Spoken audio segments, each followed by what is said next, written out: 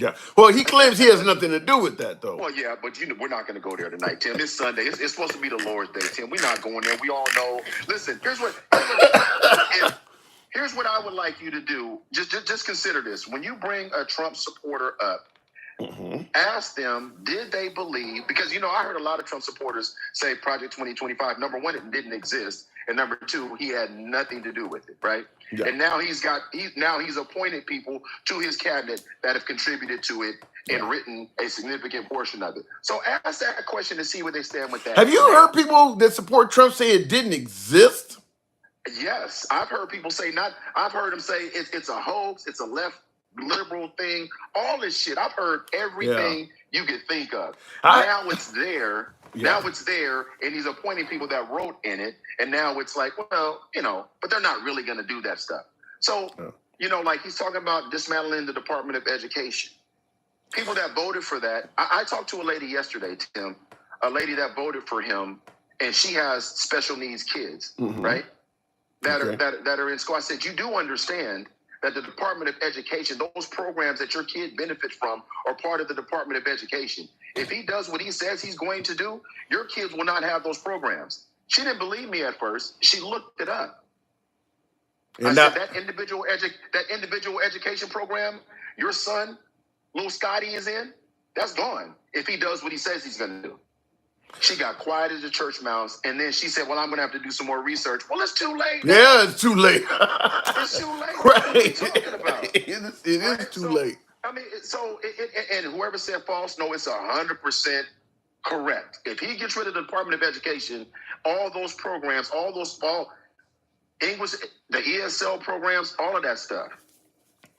Well, I think that they're hoping that if he gets rid of the Department of Education, he will put something in place to maintain the existence of those programs. That's what they're hoping.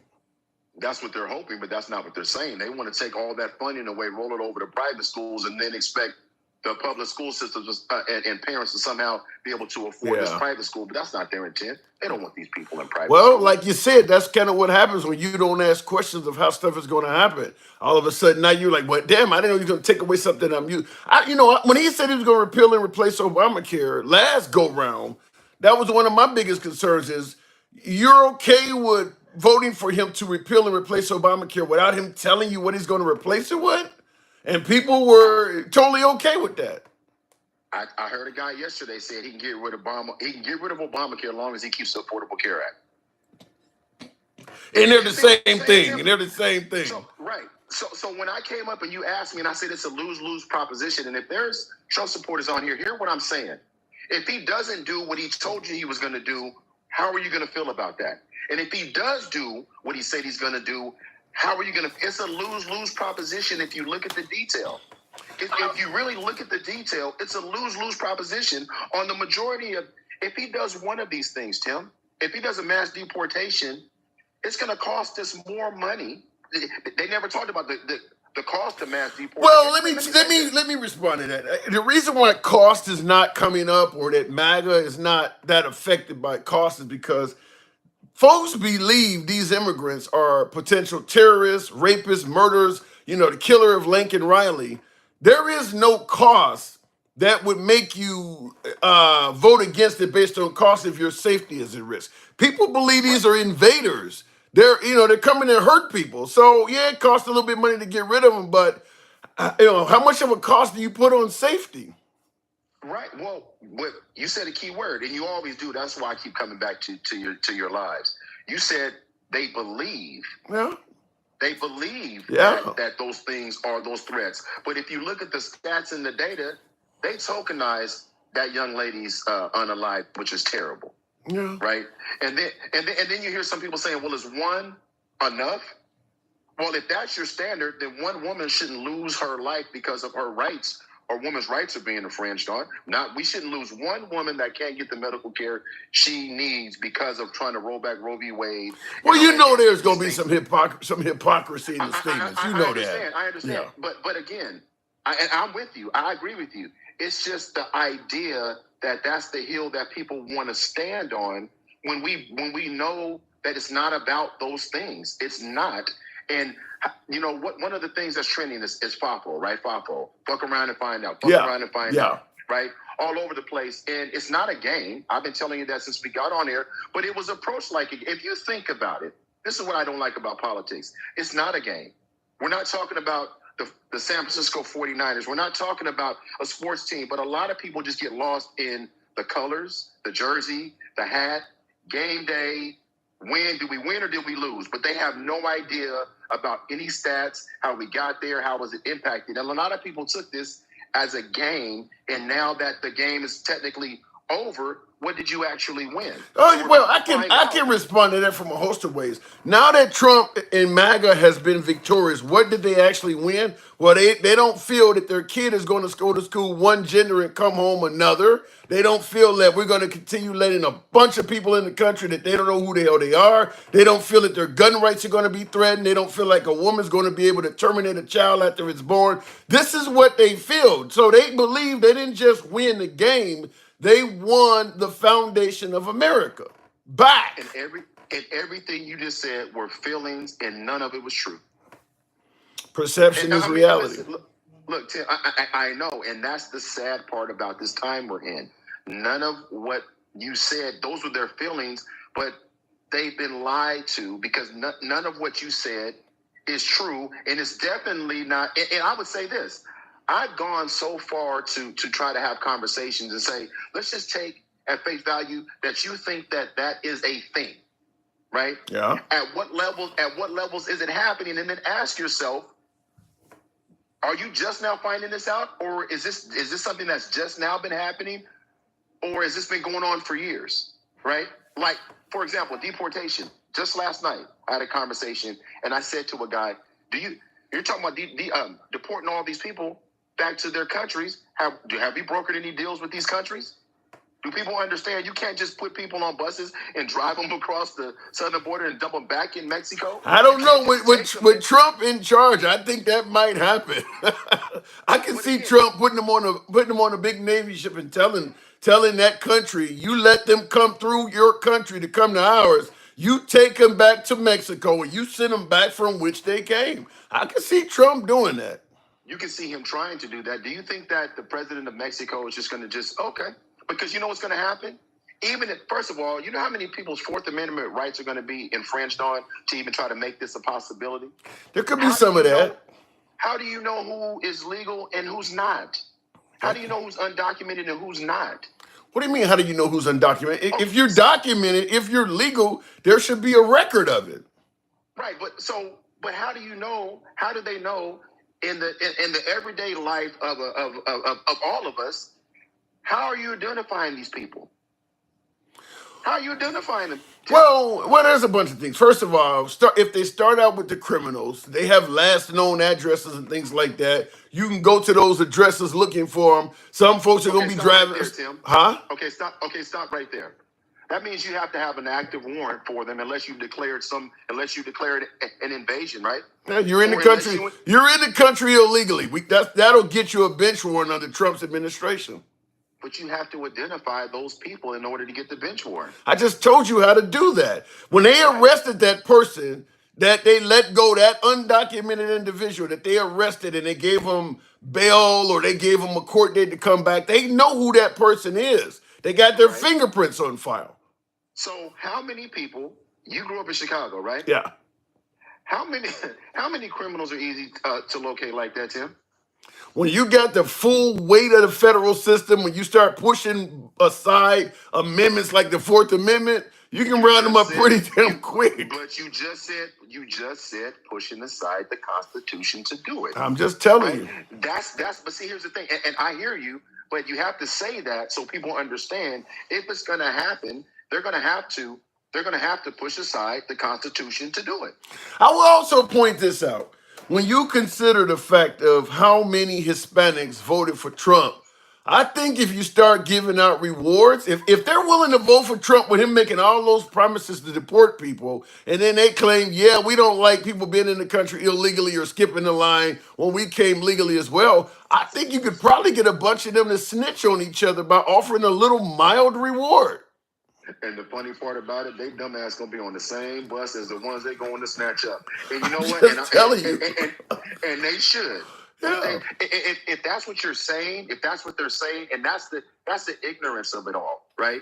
That's the ignorance of it all, because they're acting like they're dealing with an idea, because it's an ideology that really cares about whether you're legal or not. That's what they're telling them. Yeah. But that's not the plan. And here's the thing, Tim. Listen, Tim, because you look a little Haitian anyway. So you better keep your ID and stuff around your neck. Let me tell you, because you and I both know that is what it's not about. Well, you're okay, you move on, but that's not what they're saying, because your Fourth Amendment right will be infringed upon. Yeah. I mean, there's no doubt. There's no denying. Certainly with stop and frisk. Sheriff Joe Arpaio was doing it down in Arizona back in Trump's first term, and Trump was totally okay with it. Same with Rudolph Giuliani. Yeah, I think that MAGA and even probably some independents and maybe even a small amount of liberals, to get the immigrants out of this country, I think they would be okay with rolling back some of the Fourth Amendment protections. And so here's what, and again, it's just terrible. So here's what happens when that starts happening. Now you have legal, documented legal Hispanics or immigrants, whatever you want to call them. Now they're fearful. So now they're hiding. Now they're not showing up. Now they're not going to work because they're worried about getting snapped. So then, I mean, it's a cluster. There's no way around it. It's a cluster. Oh. And people aren't paying attention. It's a cluster. If I were you, I would take a play out of the Tim Scott playbook. You need to go get you a white woman. You need to get a couple, and you need to. I'm just telling you. I'm listening. Okay, Tim? You okay? You better make sure. Listen, that legal, illegal, all that. Do not. If people are thinking that that's a reality, ask Angel Rodriguez in Texas what happened to him. I think for now, and maybe I come across as ignorant or naive to say this, but I think for now, in terms of deportation, people that look like me are somewhat safe. Somewhat. Okay. I think they're going for the brown ones first.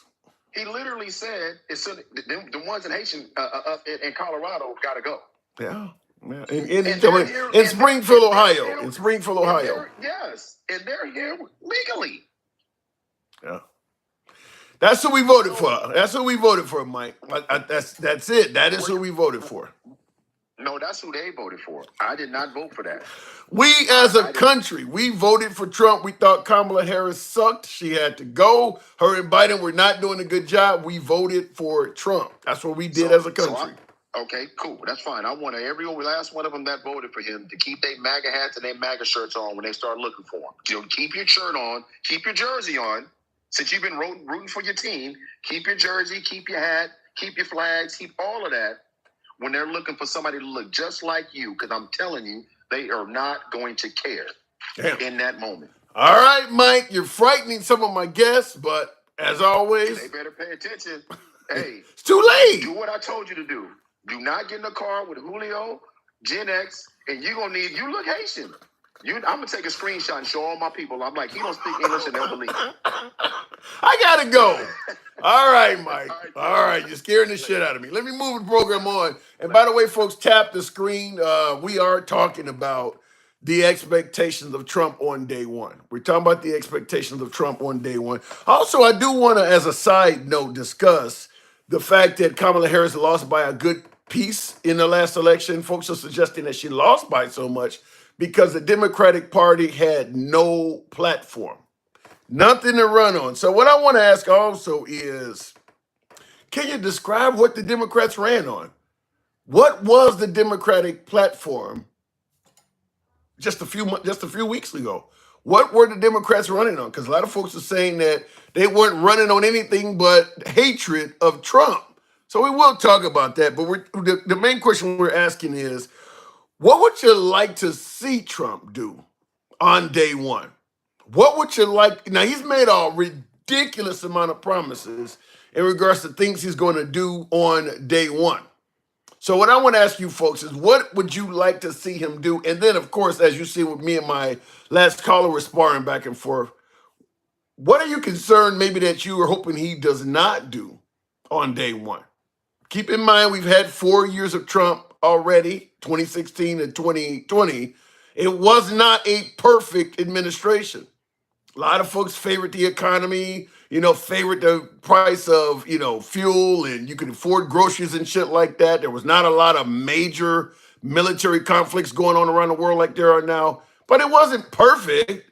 I mean, the amount of turnover in Trump's administration was insane. So it leaves a question to be asked. What would you hope that he does not do on day one, week one, month one, or even year one? Something you're hoping he does not do. Because like I said, it was not perfect. Nevertheless, we'll continue on with the comments. I'm Haitian, have not, wait a minute, it says, I'm Haitian, have not organized groups to help their people adjust. As far as race, the most dangerous, feared part of the Muslim immigrant community are white Muslims from Chechnya. Is it? Isn't that where the Boston bombers were from? You're saying that out of all of the Muslims, if you're going to really be concerned with any, Muslim committing an act of terror, he's saying the white Muslims, the ones from Eastern Europe, are the worst. I don't know about that. I'd have to really sit down and think about it. I don't know if I would agree with that. But I will say this: in terms of terrorist attacks on U.S. soil, there's been very few. There's been very few outside of the two World Trade Center bombings, the one in '93 and the one in '01. How many other acts of terror? Obviously, the Boston bombing event. I don't know who did the Atlanta Olympic Park bombing in '96. I don't know who the hell did that, but there hasn't been many. Going back to the box, Carlos the Rocker, good evening. Trump on day one. We'll just flat out ask, what are you expecting? Trump on day one. Good, bad, indifferent, concerned. What do you think? Where do you think we're headed? Now, Carlos, good evening. Hey, can you hear me? Yeah, you got an echo. Can you hear me? Yeah. You got an echo. Are you on Bluetooth or something? Well, no. Do I sound good now? You sound good, but there's so much of an echo. I'm gonna drop you and have you come back because there's too much of an echo. Yeah, there's too much of an echo. I'll have you come back. I don't know make sure you have no Bluetooth running or anything like that. For some reason, on TikTok, it makes an echo come up. We'll continue on real quick with Robert Porter. Good evening, Robert. Eric Rudolph was the Atlanta bomber. Okay, so he wasn't a Christian nationalist, really. The Olympic Park bomber in Atlanta was a Christian nationalist. I did not know that. Robert, good evening. Hey, how you doing? Yeah, and some have stated that is who you probably should be concerned about terrorists coming from. Some folks are saying that Christian nationalists are more harmful than the Muslim community. But we're talking about day one Trump. Robert, concerns, day one, expectations. Slow the border down, not stop it, but slow it down. Mass deportation, I'm ready for it. Mm-hmm. Wait, hold on. Before you continue, give me your description of mass deportations. What do you want? Who do you want deported? What I would like to see would be we get out these soldier age guys, these young guys, get out all the people because you know that there's 80% of the people that come across the border aren't going to qualify for asylum. True. Let's get the people that ain't going to qualify first. Military age males you're talking about. Right. Let's deal with that first. Let's deal with the gangs. Let's deal with the violent ones, the ones with, murder charges and SA charges. Let's get them out of here first. Okay. Then we need to reevaluate and deal with the ones that are here that either have one family, one mother with them, or one parent with them, or both parents. So you would be okay with supporting the Dreamers Act. In other words, if the only crime I committed was coming in here illegally, but I've been here for a while and I haven't done anything else, and I guess if I'm not a military age male, you might be willing to consider letting me stay. As long as they came across and they don't have any charges in other countries, any convictions, I don't have a problem with them staying. I don't think that's that bad. I think that we should have a pathway for them. children, and I know it's happened in the past 4 years, children that have been born in this country from their parents coming over and then having them here. Anchor babies. I believe the children that are born here, I believe their parents, instead of separating or sending them both back, I think they should open up a pathway for them to do citizenship. Now, let me make sure I'm getting, Robert, you sound quite liberal to me. Did you vote for Trump at all? I'm MAGA, baby. That don't sound like MAGA. You're telling me you're okay with an anchor baby? But look, man, I have a compassionate side too. Right, you don't sound like MAGA. That's the point I'm making. See, that's the thing. Y'all misinterpret MAGA. No. Because y'all get a few people. Let me tell you something. There's some good Democratic supporter people out there. There's some good people. It just, that handful of people that want to treat MAGA like they're a cold and tell them they ain't shit and that you don't care about people, you're racist because you voted for Trump.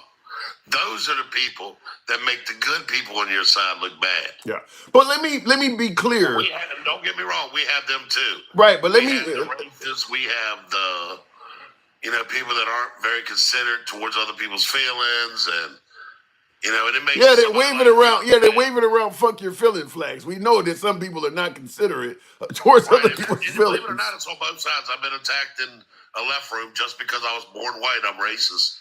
My wife's African American. My children are biracial, but yet somehow because I was born white, I am racist. Your wife is African American and your children are biracial. You don't sound like MAGA. I'm telling you, you're like MAGA light. You're like MAGA light. I'm so excited to see some of the people that he's put in. Yeah. You got to understand something. Trump didn't know what he was doing when he came in at 16. He grabbed people thinking that they knew they could help him, and come to find out they wasn't good at what they did. They were crooked. He didn't want that. Yeah, so but wait a minute. Do you think he's not? Do you think he learned from grabbing inexperienced people the first go round, this go round? Oh yes, absolutely. You think Matt Gaetz? You think Matt Gaetz was a good pick? I think Matt Gaetz was just a pit bull for Trump. If you know what I mean. You want to put in wait, hold on. Trump knew that he would do whatever he wanted him to do, and that he would go after. That ain't what I'm asking you though. He was going to be America's top cop while being investigated for major felonies himself. Is that a good pick? No, I mean you got to understand something. None of that. He wasn't charged with anything. He wasn't convicted of anything. So we don't know. But in this country, regardless, we are innocent until proven guilty. Yeah, but in this country, you don't make your cases go away either.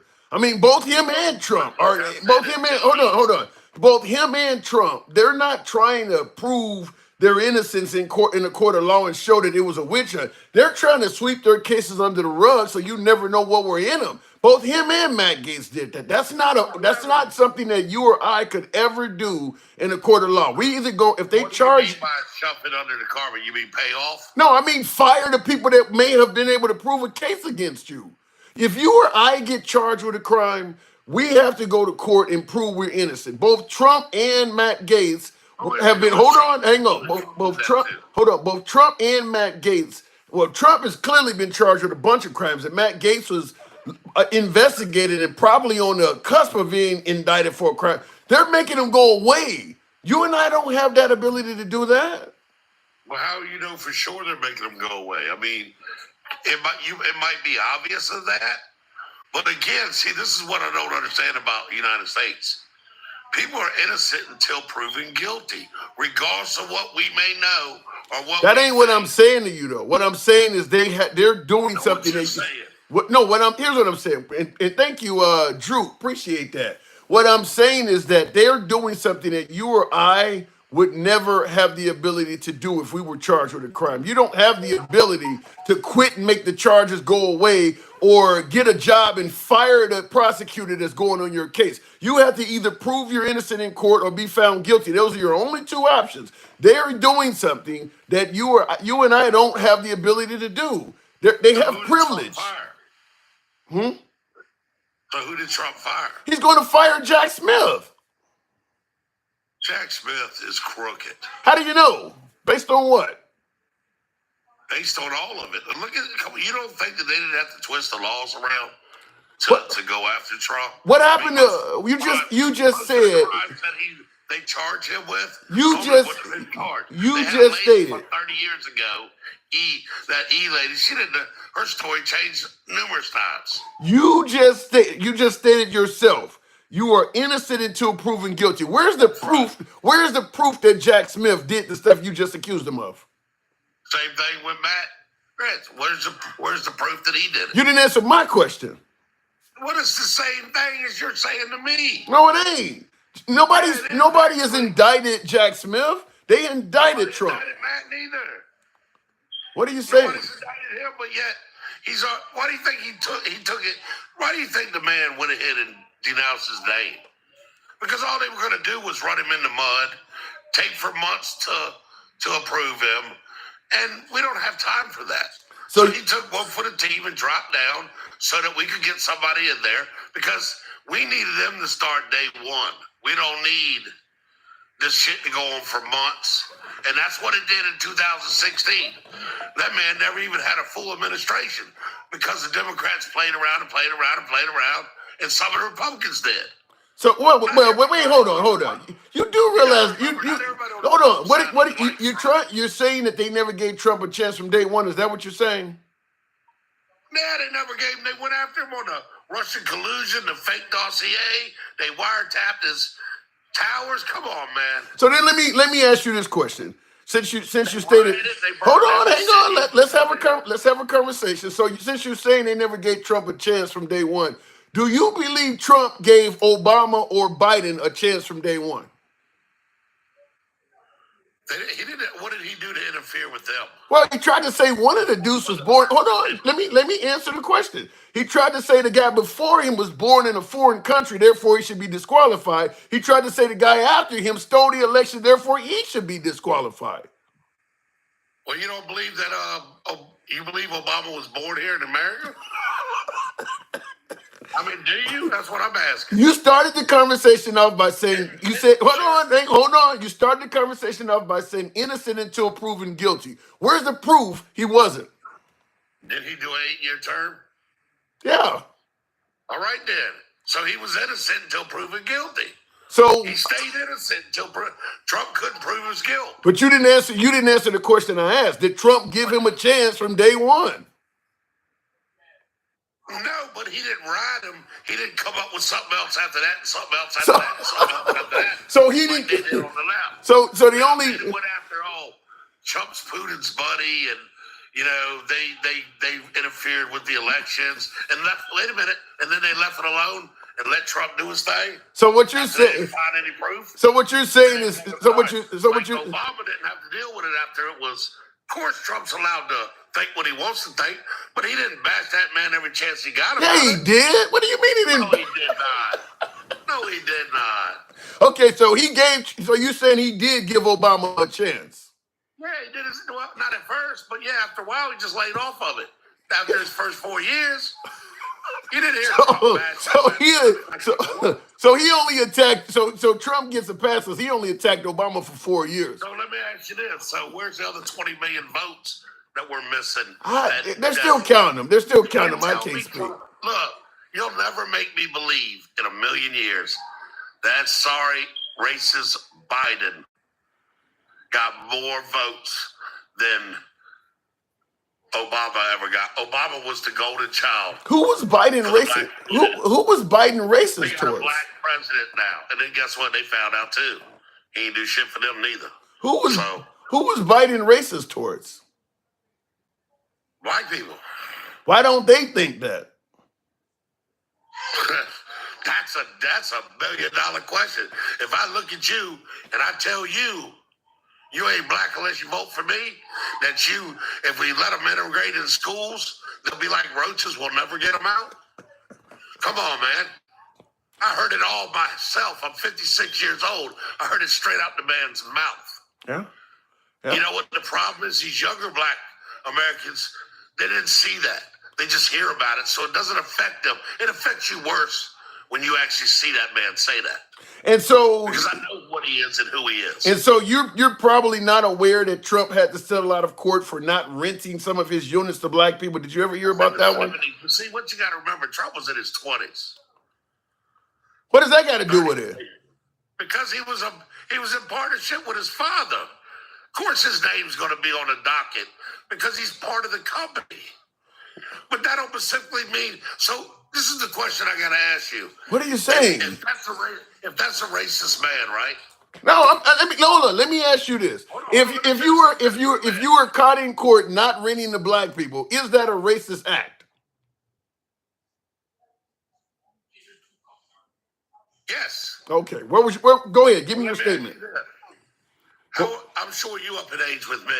Yeah, I'm 52. When you were 20 years old, did you think the same way you did at 30 years old? This wasn't from when Trump was 20. He wasn't 20 when that happened. He was 20-something years old. No, he was not. That doesn't go back that far. He wasn't 20. That's not true. If it was in 72, it is 25. Might as well say 2025. Okay. How many years is that? Okay.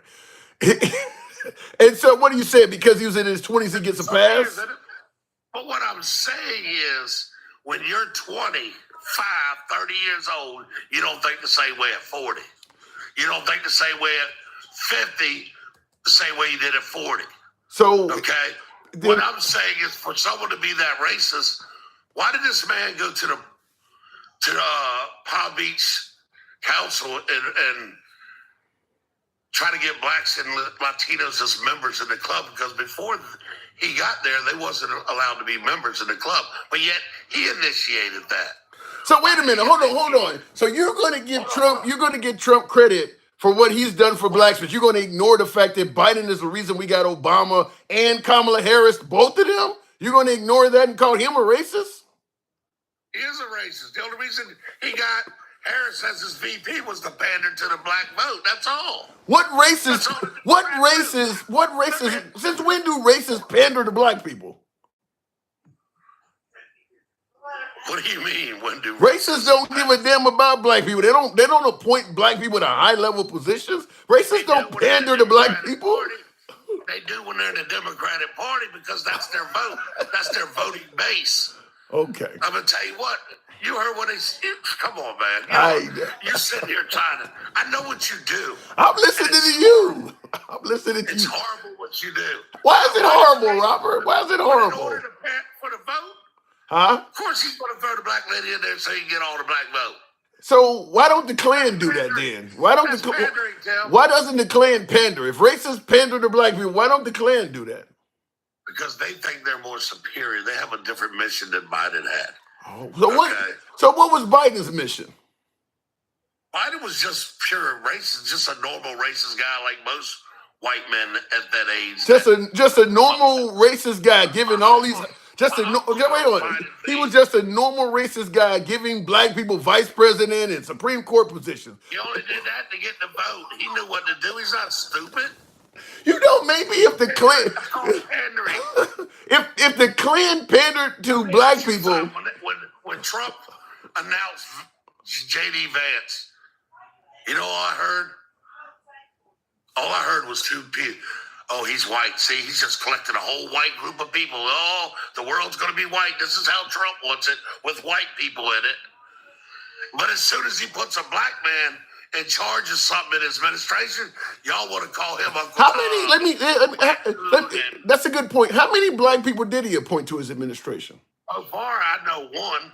How many whites? Take your time. Take your time. He's got gay, white, and Hispanic in his. How many whites? How many whites? I don't know. I don't know what their name is. Take a guess. Take a guess on percentage. How many? You're not answering the question. You're not answering the question. You're not answering the question. 10 or 12. 10 or 12 whites and only one black. Right? There's also a gay guy involved in this. But see, some of them people are Hispanic. You know what I mean? They're not completely. You know what I mean? Some of that. You have to look at that, bro. Not all them people are just. I'll tell you something. If Biden's administration looked like Trump's administration, you would be saying Biden is racist. If he only had one black dude. If Biden only had one black dude, you'd be calling him racist. Well, let me ask you this then. Sure. Then why are all the judges in these cities black? The police chiefs are black. The attorney generals are black. The district attorneys are black. And these cities are still the way they are. Who do we blame for that? You can't. Look, I just watched an investor thing the other day. I actually went to a seminar. And do you know why they don't invest in inner cities that are blue? Why? That are sanctuary cities? Because they're not tough on crime. It's interesting you would say that, considering that most of the it's interesting you would say that when you look at where most of the money in this country is located, it's in those cities, the blue cities you're talking about that are soft on crime. That's where most of the federal dollars come from in this country. Is those cities that you're talking about. I'm talking about independent investors. We're not coming investing in the inner cities because of the crime. Then where's the money coming from? If there's nobody invested in these cities.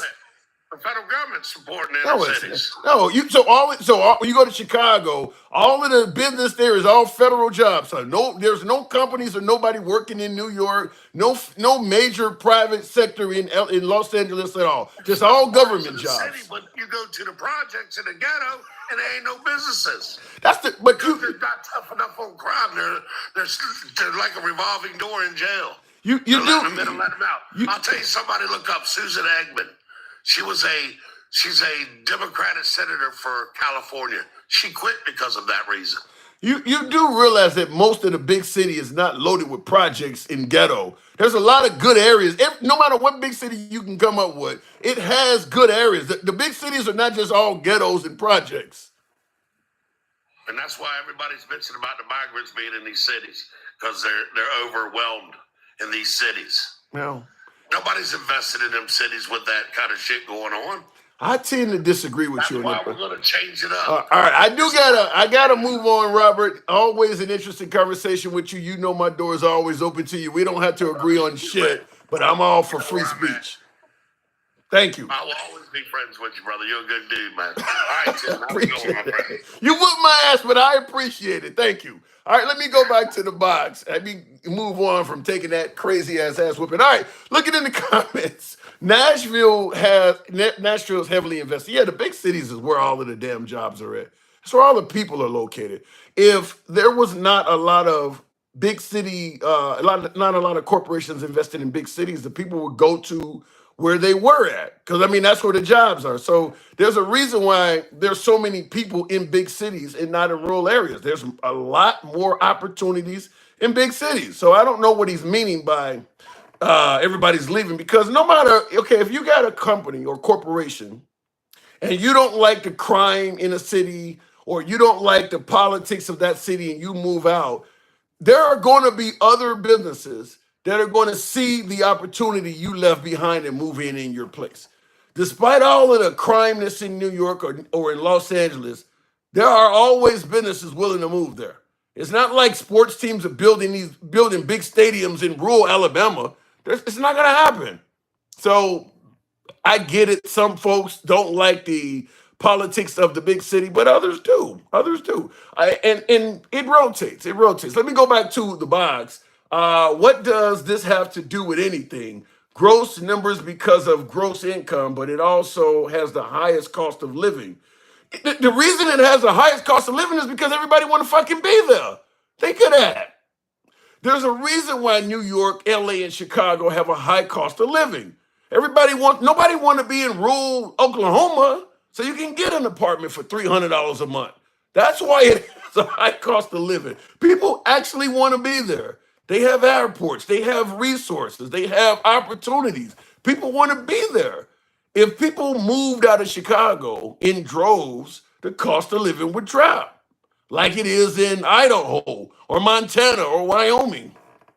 And must have, he said, there's still so many people everywhere that are racist and must have a totally different way of thinking about everything. I don't understand them. Yeah, I'll go back to the box, but a lot of that comes from little to no interaction with other people. if you're going to find far less racism, at least in my humble opinion, in environments where people deal with other people. And I'm not saying just white race. You can be black or Hispanic and be racist too, but it comes from not having interaction with others and going by what you see on television. I know because I watch a lot of Fox News. I've been watching Fox primarily for about 20 plus years now. I go all the way back to the Shep Smith days and when Alan Combs was still alive. And it's affected me to some degree when I go to, in the hood and big cities, because it is so negative, particularly on people like me. You watch Fox News, most of the coverage on people that look like me, it's negative. I mean, you don't normally see them at a college talking to black valedictorians or people graduating on the dean's list. It's usually mob robberies, carjackings, and things like that. So it can't, if you are someone that is white and you're sitting around watching Fox News all the time, and most of your associates and friends and neighborhood is loaded with white people, and that's really the only contact you have, I could understand. I could understand having an adverse opinion towards blacks because that's all you're being fed. Let me go back to the box. No different than if you go to Farrakhan's mosque all day and listen to Farrakhan talk about whites and you don't hang around any white people. Continuing on with the program, Drew. Good evening, Drew. Welcome. Fox covers store robberies. Why? I don't. Well, they cover store robberies mostly because, that are committed by people of color. I'll let you have it, Drew. Though. Hello. Hey. No. They're trying to build a narrative so that they can make things appear to be a way that they're not necessarily. Because, like, dude that was just up here, I want to know what he's drinking because I need some of that. I would like to be that disassociated from reality. Give me some. What did he say? Give me some examples. The largest economy in the world. Say that again. California has the 4th largest economy in the world. Yeah. Even without the U.S. Yes. Yeah, I thought it was a 5th, but it is a huge economy. That is true. It is. It has a huge economy in Florida, in California rather. And then they realized that if you do it per capita, crime is high in other places too. Like Jim Jordan was on his way to bitch about crime somewhere, and they did the math, and crime had gone up 200% just in his region per capita. Damn. So if he'd actually looked at it per the 100, crime is like it is where the most people are. Yeah, and that's the thing a lot of folks don't seem to understand is that there's a reason why there's more crime in liberal cities. That, as you say, that's where the people are. It's going to be more crime when people are living on top of each other, different diversities and cultures. In most of Republican rural America, it's mostly white, straight, and Christian. A lot less reason to disagree when everybody thinks the same. But when you go in liberal cities, there are different cultures, there are different, gender issues, religions, all of that shit. I mean, so you're going to have a lot more reason to disagree. Plus, the people live closer and all on top of each other. Exactly. Yeah. And it is amazing to me how quickly he buys into the narrative. And by the way, Matt Gaetz, we know about Matt Gaetz because of Kevin McCarthy. Matt Gaetz was aggravating Kevin McCarthy, so Kevin McCarthy outed him, and then said he was showing videos of him and said woman on the Congress floor. Yeah, I heard that. I did hear you. Crazy thing is though. It happened at the RNC. Yeah, but the crazy thing is though. I mean, I'm not defending Matt Gaetz, but it should have came out sooner. If you know this guy is doing all this shit, but as long as who is in charge of the House? That would be Republicans. Yeah. I mean, we cannot keep Republicans from covering up their crime, and it's real funny how Trump's administration already, the new cabinet, has 3 members in it. Well, actually 4 who have been accused of SA. Well, the right thinks all of those are made up, though. Well, I mean, there's a police report on Hedgeseth. Well, she called the cops and lied. They're going to say she called the cops and lied. Well, I mean, the cops actually took all the information, listened to him and her, and sent it on and said it should be prosecuted. I don't know why it wasn't. Somebody got a hold of it and swept something under the rug, probably. And Gates' daddy's rich. Big time rich in Florida. He's an ex-politician his own self. Daddy's not going to let his precious junior get in no trouble. Are you kidding? I'm hearing he may This is the way the possibly. rich operate in America. They talk about, we don't want, children to be harassed. But as long as they give the rich a pass, they're going to be. It's a good point, and I'm hearing that he may replace Marco Rubio. Oh, Lord. Yeah, I mean. And Rubio's Cuban. Rubio is not Mexican. Because he's got Mexicans in his cabinet. No, he's got a Cuban in his cabinet. There's a huge difference. Yeah, the Cubans vote different than Mexicans. What I'm saying is Trump can replace Rubio, I believe, without a vote, and he can put Matt Gaetz in as the Florida senator in Marco Rubio's place. That's what I'm hearing is likely to happen. He won his own seat. He could go back in on his own seat. He said he don't want to. Why would you go in as a congressman when you can go in as a senator? I mean, I don't know. That's a promotion. I don't think Matt Gaetz will return. He's got, and not on the Democratic side either. There's a reason why he didn't, end up in the position he's in, and that's because Republicans said, "Oh hell no." Yeah, but if Trump, Republicans, it is so bad that Trump is willing to push his cabinet members past Congress because he knows Republican Congress won't vote for him, which is hysterical. Yeah, but I think with the Senate, you have less people to convince, and I think if he made, because he can do not a recess appointment, whatever it is, he can appoint. He can replace Marco Rubio's vacancy without having to let them vote on it. Because he hadn't been confirmed. Until he's confirmed, he can do anything he wants to. Yeah, Marco Rubio is going to get confirmed. Right, but I'm just saying, even if he put Gaetz in, he would still have to get him confirmed at some point. I don't think not for Senate. I don't think that's true. I don't think that's true. I think that he has the ability to appoint a senator. If Marco Rubio steps down, I think he has the appoint. I think there's a loophole, I believe I've heard, that he can put Gaetz in without it going up for a vote. I believe he can do that without that. He can put him in the Senate without a vote from his governor. But what I'm saying is he'll go into a very hostile environment because Republicans don't like him either. Yeah, so but we'll see how that turns out. Either way, it's not going to be good for Gaetz to go back in because once he becomes a member of Congress, the ethics board could reconvene.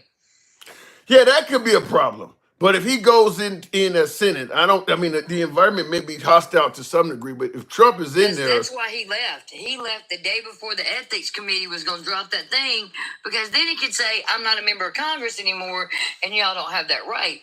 But the minute he goes back in, they can reconvene on him instantly. Yeah. Well. So Trump can't make the House and the Senate get rid of those charges.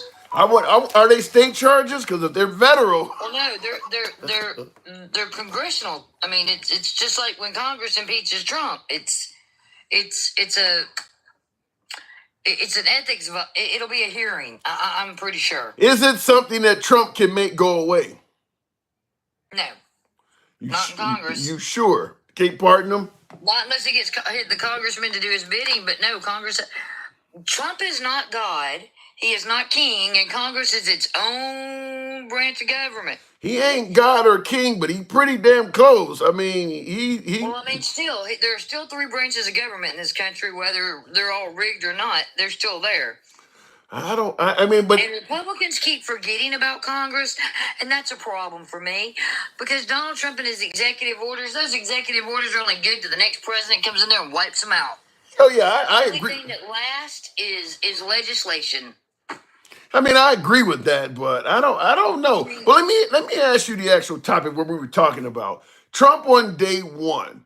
Is there anything you're concerned that he might do? Because I know you don't favor Trump, so I'm not going to ask you what his what you believe his expectations are. But is there anything you're concerned and hoping he does not do on day one? Well, I think a lot of the things he would like to do, he's not going to be able to do anyway because he's not going to have the power. Give me some examples. He couldn't even get his own his handpicked cabinet through without having to delay Congress. It tells me he's not as strong as he thinks he is. What do you think he wants to do that he's not? I think he wants to deport people in this country, even if they're citizens and their families, which is going to be another problem because you're going to separate husbands and wives or children. But then Trump said they could all go. Well, that wife isn't a citizen of that other country. And none of these countries said they'd take any of these people back.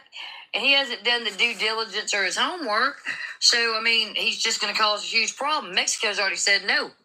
You know what I'm saying? But I don't, even if what you're saying is true, I don't think that's going to be that big of a problem for Trump, because deporting citizens is like at the top of the pyramid. There's so much garbage at the bottom that even independents and liberals will support, like deporting criminals. I mean, you can just go after He criminals. did that in the 40s, and it didn't look good. So he can try it again if he wants to, but it's not. It will put the mark on his presidency that he won't be able to take off. I think, because I think some of the American public at that point, when they start to realize the reality and the totality of what he's done, because prices are going to go up even You're higher. saying deporting criminals? Hold on. Wait. You say deporting? Price of things will go up even higher. No. because there won't be Andy. I said deporting criminals. You're saying that won't look good if he No, he deport wants to criminals? deport everybody. Well, let's say he starts with criminals. Will that not be, sufficient for? I don't think he's capable of doing that.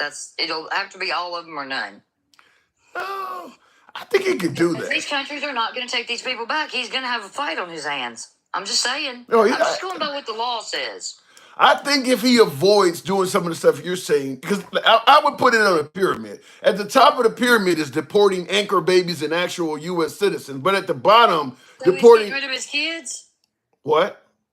His kids are leaving? What I'm saying is, don't go up to the top of the pyramid. Don't deport. No. You missed what I was saying. You said he was deporting, you know what, babies? And I said, what, his kids are going? Yeah, you talking about his wife being a citizen, born in Slovenia and having Barron and this kid been an anchor. I get what you're saying, but what I'm saying is, if he don't do the deportation of anchor babies or the deportation of citizens, and he stick to deporting criminals and folks that are at the bottom, he could keep himself occupied and satisfy a lot of the American population without pissing people off. Because that's when you're gonna have problems when you start deporting I'm just citizens, saying, I don't think he can get that done. That's just my personal opinion. even the criminals.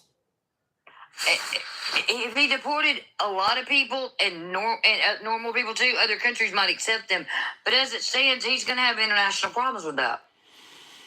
You can pay people off and make that and change that. Threaten people. I mean, you can pay. Venezuela. You can offer to lift some sanctions off. Maybe. Huh? Maybe. Like, for instance, Venezuela, they just had an election, and America does not recognize the current leader that's in charge. We see it as a coup. If Trump went down there or sent a liaison down there and stated, "We will recognize your government, but you got to take some of these criminals back that came here," I think the Venezuela would play ball. I mean, just like when, Maybe not. I don't know. yeah, just like when I'm not. when George I'm W. not Bush. I am not Republican. I'm not going to speak on things that I am not that I don't know. So we don't know that would happen one way or the other. And I'm not like them. I'm not going to I'm just saying what he said he was going to do, and how I view that. That's it. Because all that other requires too much extra. Because you have to put all that extra stuff in there to get them out of here, and I just don't think that's possible. I don't know. I think I said deporting citizens and anchor babies. I agree with you, but I believe there's millions of people you could actually deport without all of the fanfare that more Americans would support. I mean, you don't want to deport grandma that's been there for 30 years and ain't done anything wrong since entering the country illegally. But criminals and things like that, there's enough of them that you could get them and not have to go at the Project grandma. 2025. I've read enough of it to know it ain't some shit I like. Well, then you know that they ain't settling for half. It's all or nothing. You can only do so And they much in want the 4 country, years. and the Heritage Foundation wants this shit wrapped up before the country's 250th birthday. He get unless he's in power for more than 4 years. Project 2025, as draconian as it is, there's only so much you can do in 4 years. As you pointed out, there's going to be all kinds of The chapter resistance. for the FCC and Project 2025 is now the head of the FCC.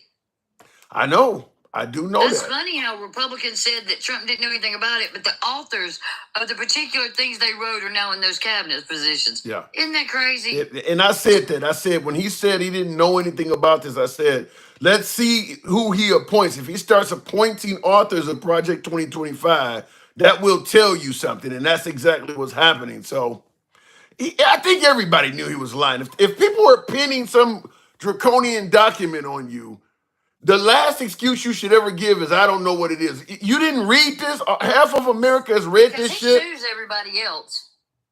Yeah. Yeah. Trump would sue anybody else for that same BS.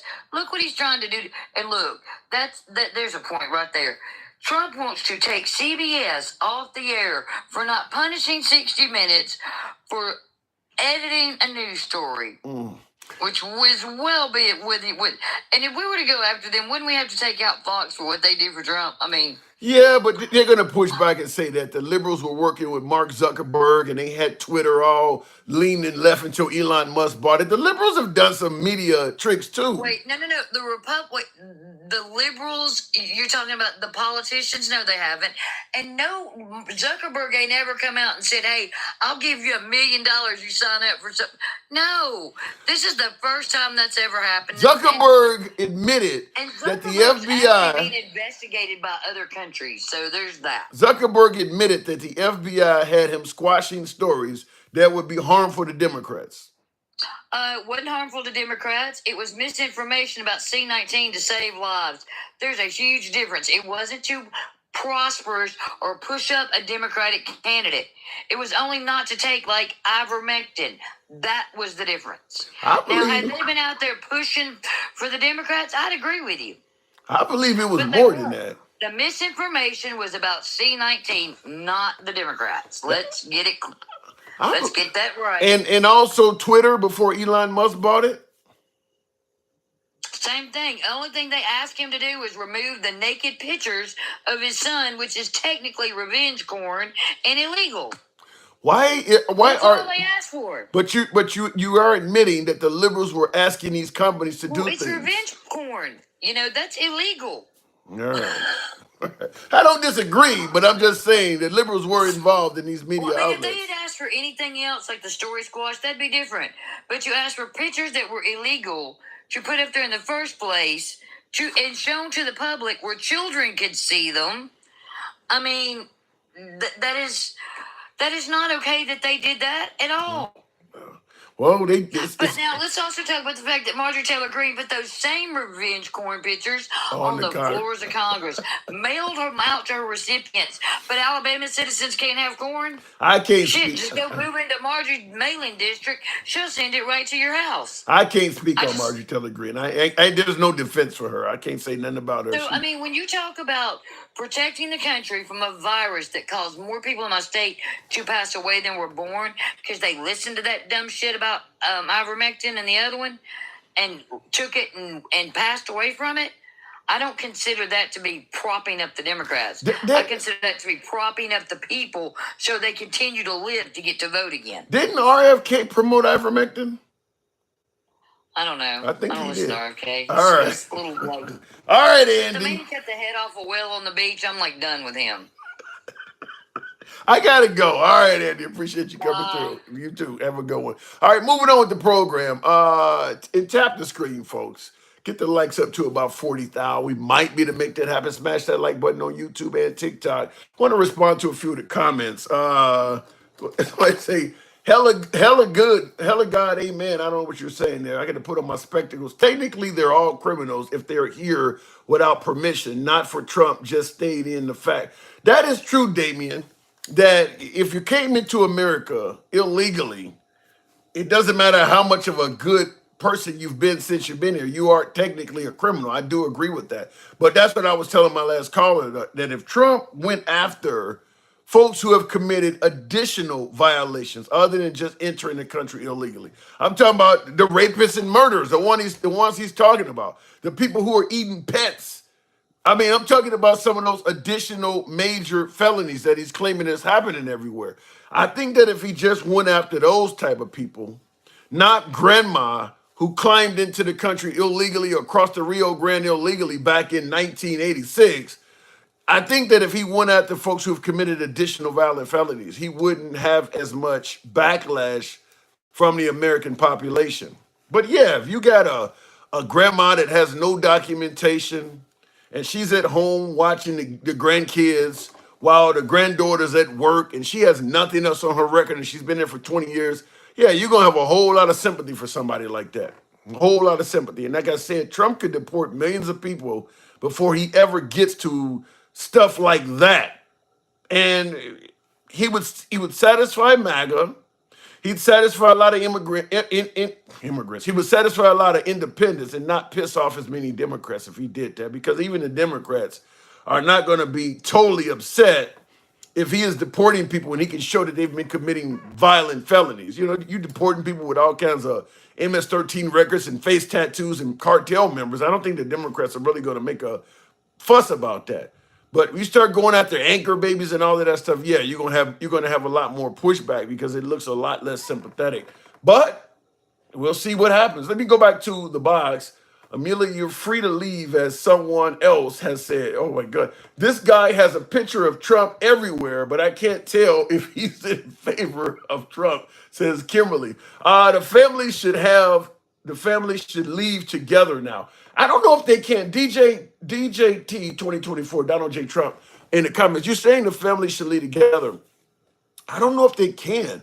If you are here illegally, for instance, and you give birth to a baby while you're in America, that baby is an American citizen. It is not a citizen of your home country. So I don't know for certain if you can take that kid back, because now you may be taking him somewhere where he's not a citizen of. They may have a right to say no. You're a citizen, but your baby is not. I don't know how that works. I mean, there would have to be some diplomatic discussions to make some of that stuff work. Sure, you can infringe on their constitutional rights, and there's going to be a lot of that, Mike. There's going to be a lot of that, as you were talking about earlier. Twisted 7. Good evening. Welcome to the program. Amendment 14. We may lose a few amendments out of this. Jeremy, good evening. Hello, Tim. How are you? You know what I'm going to say, hanging around like Jesse Jackson at a Klan meeting. So I'm asking, on day one, we're talking about Trump on day one, is there any concerns you have? Now, I'm assuming you pretty much favor everything he's promised, but is there any concerns, things you're hoping he does not do on day one? Well, I hope he doesn't overlook specifically what the Texas law that is having the Bible being taught in schools. That's one thing I hope he doesn't do, is overlook that. I hope that he addresses that, because again, we are a nation and that has a secular government. So you want him to maybe end that, or you want him to expand the Bible in schools? I want him to end it. Because I'm in favor of a lot of what Trump does, but he seems to kind of have overlooked Oklahoma and Texas. And I don't think that's particularly good. I think that day one, he should be more willing to go ahead and say, no, this is not the country we have. We have a country that's supposed to be about everybody. My guess is, because Trump has done so well with evangelicals, my guess is he's not going to get in the way of that. I've had plenty of MAGA, unlike yourself, but other MAGA come and tell me, it's given to the states. If the states want to put religion in schools, states' rights. This is why I'm concerned about this states' rights shit, is because it's expanding beyond abortion. Now some states have the right to force your child to read the Bible. I don't like it, but I mean, it does seem like they're starting to expand more and more on states' rights. Yeah, and the only way that they could ever make this not a bad thing is if they said now they have to read all religious text or something. And they're not going to do that. They're not going to do that. Nope. Because if you tried to force children in Oklahoma or Texas to read the Quran, they would get violent. They would really be pissed off about that. But they're okay forcing Muslim children to read the Bible. That doesn't sound like religious freedom. To me, that sounds like religious oppression or some kind of Christian supremacy to me. Yeah, it does, and I'm not a huge fan of that. I'm willing to call out Trump, or people who like Trump when I feel that it's necessary, because I feel that that's the best way to keep someone honest, is to hold their feet to the fire, hold them accountable. Yeah. And I want Trump to be in, because I think that he's someone you can hold accountable. I think that he's someone who will do a lot of good things, but I think even though I'm agnostic, even if I was still Catholic, I would never consider him my God, because the only man that has ever walked this earth that I would ever call God is Christ. And but you do notice, because you're talking about Trump not overlooking what happened in Oklahoma and Texas. No one on the right. You don't hear any outcry on the right at all for them doing that. When you heard certain books in schools in Florida, you had people all over the country complaining about that, whether it was LGBT issues in books or CRT or DEI. All over the country, people on the right were complaining that kids don't need to be forced to have LGBT issues shoved down their throats. Now that Texas and Oklahoma and Louisiana and Arkansas have done that stuff, you don't hear any outcry on the right at all about Christianity being shoved down kids' throats. They're okay with it. Yeah, and I don't think that's a good thing. I don't think that's a good thing. I've heard one person talk about it who was on the right, but I can't even remember his name. And it was like one guy, just Wow. one, and I don't even remember his name at this moment. Which is kind of sad, you know. And here's the thing: I will go ahead and say that not everyone can pay attention to every issue all the time, and you know, Yeah, but that's if a something whole isn't that's talked a about- whole state. That's a huge issue. That ain't one or Yeah. two books in the library. That's a whole state where the kids have no say so. Yeah, I know. I'm just playing devil's advocate here. Sometimes there are just some things that people get so caught up on, like I know, like Logic and Liberty. You've had conversations with her Yeah. before, and she's very focused on on like the trans question yeah. about about whether people should be allowed to go into what they identify as, Right. as when it comes to bathrooms. So I can understand, like, if like no one brings it up, then nobody knows. Kind of like the whole question of like, if there's a tree that falls in the forest and no one's around to hear it, does it make a sound? Yeah. So I understand that, but even then, I think that more states are going to try to push the same thing. Right. And Yeah. I think that. Yeah. You went on mute, Jeremy. I don't know if his phone kicked in. We'll give him a moment. Yeah. Are you there? Sorry Yeah. about that. Sorry about that. I had to deal with a family member. I Okay. had to move to a different room. Okay. Yeah, but I think that as more states do this, eventually more people are going to be like, okay, what's going on? Is this becoming a bigger issue? I think you'll see places like Utah and probably some other. All of the Bible Belt states are going to do it. Kentucky, Tennessee, Mississippi, Alabama, maybe Georgia. I don't know, but Florida. You probably have it in the Georgia's a little conservative, funky. So it's a maybe little different. the Carolinas. Both of them probably going to try it. West Virginia's probably going to try it. You may see it in Ohio and Indiana, where Mike Pence is from. I mean, it's going to spread. You are correct. There's going to be states forcing children to partake in Christianity, whether they like it or not. Yeah, and I think over time you're going to see people kind of be like, okay, this can't go too far. But it makes you wonder: is the right going to become what the left is right now? Because the left is kind of a joke. I think that's a good point. I think there's a real good chance, because that's one of the reasons people are saying that Kamala Harris lost by so much, is that the liberals went too far to the left.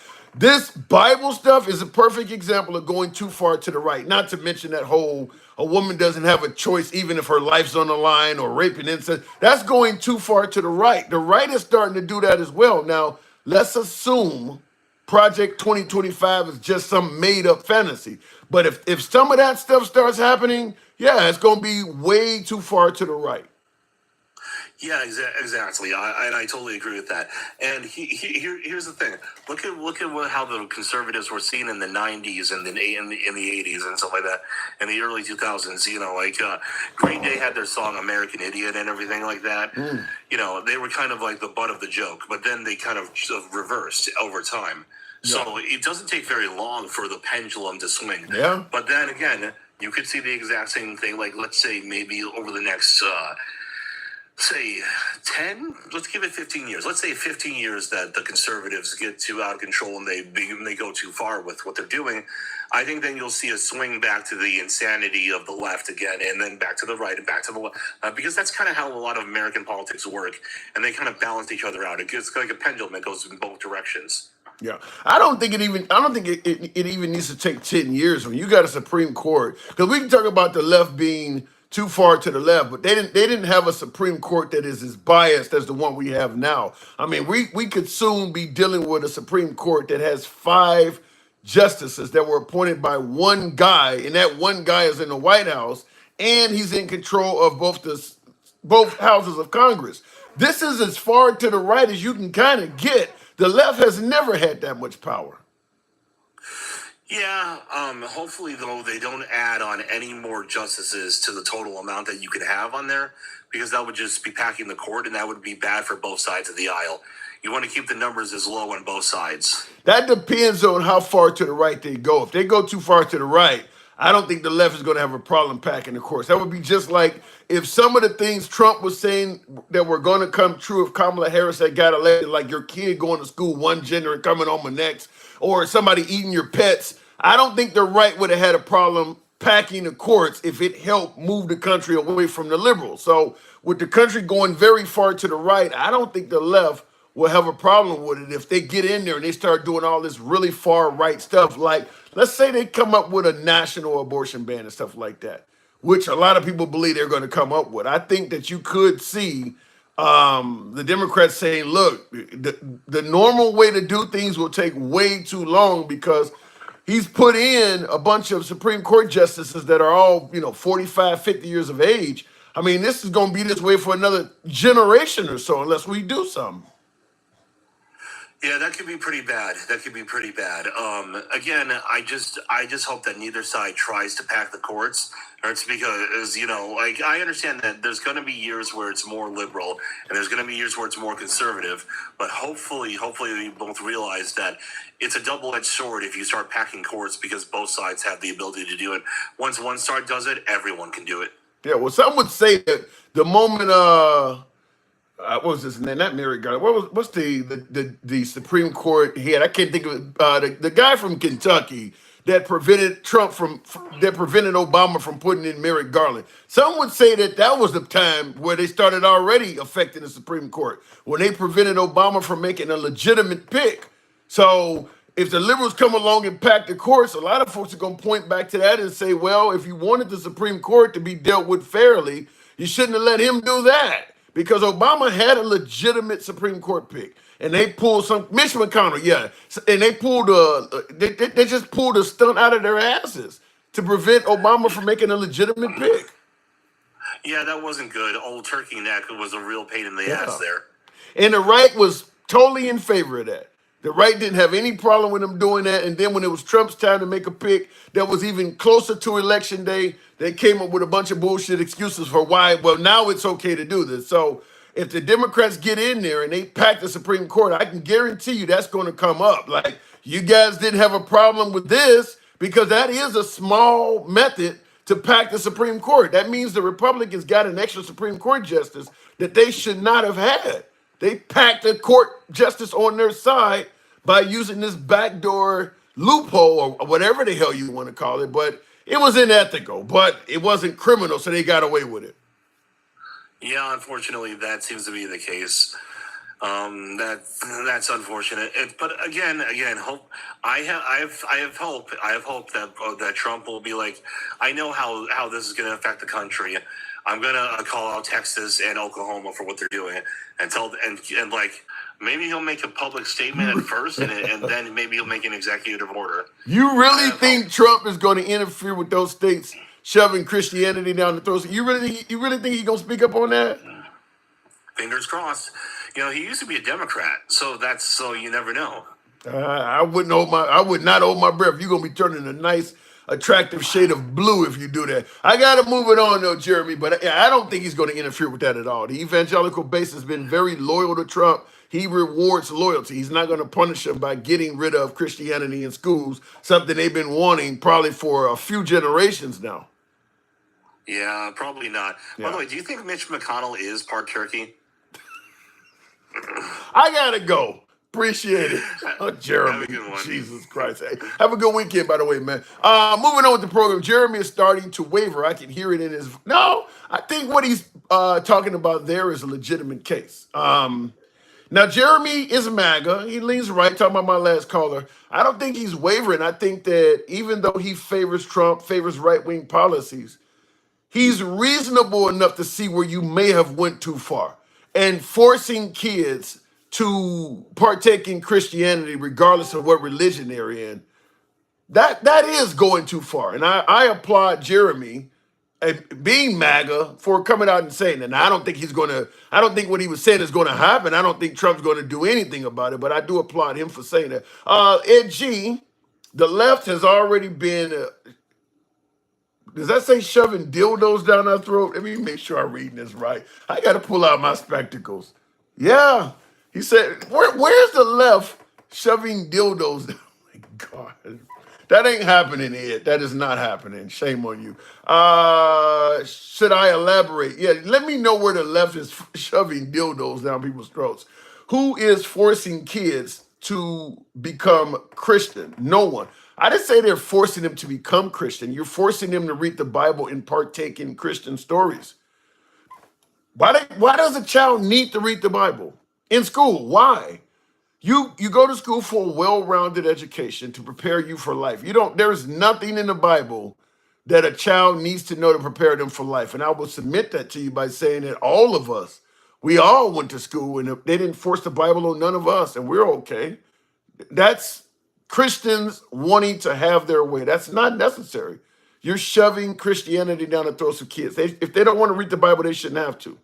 They just, no, I don't, other than trying to indoctrinate kids at a young age and make Christians out of them. This is, by the way, this is the same shit that people were saying about promoting LGBT issues in schools, is that children were impressionable youth, and if you push LGBT issues on them, you have a chance of affecting their gender identity. But now when it comes to possibly changing them to be Christians, you're totally okay with it. It's shoving something down the throats of kids. You just agree with it this time, so you're going to give it a pass. Learn TDS from the Godfather films. Never hate your enemies. It affects your judgment. Michael Corleone, respect the Don, come home to the GOP. You're not going to get that, Damien. When you say learn Trump, I guess that's Trump derangement syndrome. You learned about Trump derangement syndrome from the Godfather. As far as I'm concerned, Trump derangement syndrome is a diagnosis that you could only get if you dislike Trump. I could draw a picture of Trump, have it tattooed on my forehead, paint Trump's face all over my car, Trump flags all over all of my property, and nobody would say I have Trump derangement syndrome, even though that is deranged as fuck. The only time you can get derangement syndrome is when you dislike Trump. I don't know who came up with that diagnosis, but it's crazy. Thank you, Allison. These people who can't read anyway. So continue on the program. Biden gave Trump TDS for 4 years. What Biden, if you're going to say that there's a such thing as Trump derangement syndrome, then there should also be Hillary Clinton derangement syndrome. Trump talked about Hillary Clinton just as much as liberals talked about Trump. Long after he defeated Hillary Clinton, she was no longer running for office. He continued trashing her, to lock her up, continued at all the rallies, all of that. Did he not have Hillary Clinton derangement syndrome? Or do you believe Trump is innocent and she is guilty, so you excuse Trump for doing it, and you're not a fan of people doing it to Trump? But he would have had Hillary Clinton. By the definition of how you're saying TDS goes, then he should have had HDS because he was doing the same thing. Michael Cohen said Trump don't have a brain. Michael Cohen says Trump don't have the brain power to read Project 2025, says Ebal. You know, I talked to Michael Cohen. I'll go back to the box. I interviewed Michael Cohen for about a half hour the day before he was going to testify before Congress, and I asked him, one of the main questions I asked him is this: how do you expect to have credibility when you're going around telling people how awful this guy is, and you had no problem working for him for 20 plus years as long as you got a paycheck? The minute he cut you off, now you want to be an angel and tell us everything about him. It's pretty clear that as long as he kept paying you, you didn't give a damn about any of the corrupt stuff you're saying he did. Now, how do you expect to have credibility going before a jury with them knowing that? Now, he was going to testify before Congress the next day, and that's what I was asking him. Like, and I told him, I brought up a few things, like him claiming that he helped hide the payment to Stormy Daniels by using a home mortgage on his own house. And he said he told me he had to hide that payment from his wife. And I'm like, you better hope there's no women on that jury. I said, because you come across as bad as the guy you're there to testify against. You knew what he was doing. Not only did you help him hide it from his wife, you're admitting that you also hid it from your wife as well. Like, you don't look no better than him. He thought when I came on there I was going to be friendly because everybody on his page is friendly, but I talked to him about a half hour and it was a good conversation, buddy. Yeah. I may have asked Michael Cohen too many questions. He will always trash talk his opponents. He's a dirty and cutthroat guy. And I don't know who you're talking about. Are you talking about Trump or are you talking about Michael Cohen, Antonio? Both of them do it. Both of them do it. And I'm going to the box now, but remember when Trump met with Biden a couple of weeks ago when he went to the White House to meet with Biden, and he sits down with Biden and he goes, politics can be a dirty business, but it's a good day today. He was pretty much admitting, yeah, I trashed you like shit and I mistreated you, but I won now. So that's his way. Because Trump, his own son said he doesn't apologize for anything. That was his way of acknowledging I probably dragged you through the mud way more than I should have. He said, politics can be a dirty business. No, you were doing that. That's why it was you made politics way more dirtier than what it was. But I think that was his backdoor way of trying to let Biden know nothing personal. Twisted77, good evening. Hi, handsome. How you doing? I'm doing good. And by the way, folks, the folks that are tapping the screen on TikTok, I do want to say thank you. Some of you folks are getting the likes up to about 50,000. So I'm asking Twisted, you already know what I'm asking. You've been on hold, but is there anything you're concerned with? Now, I know you're MAGA, correct? I voted for Trump, yeah. Okay, but you don't consider yourself MAGA. Did you vote for him the first time? I did.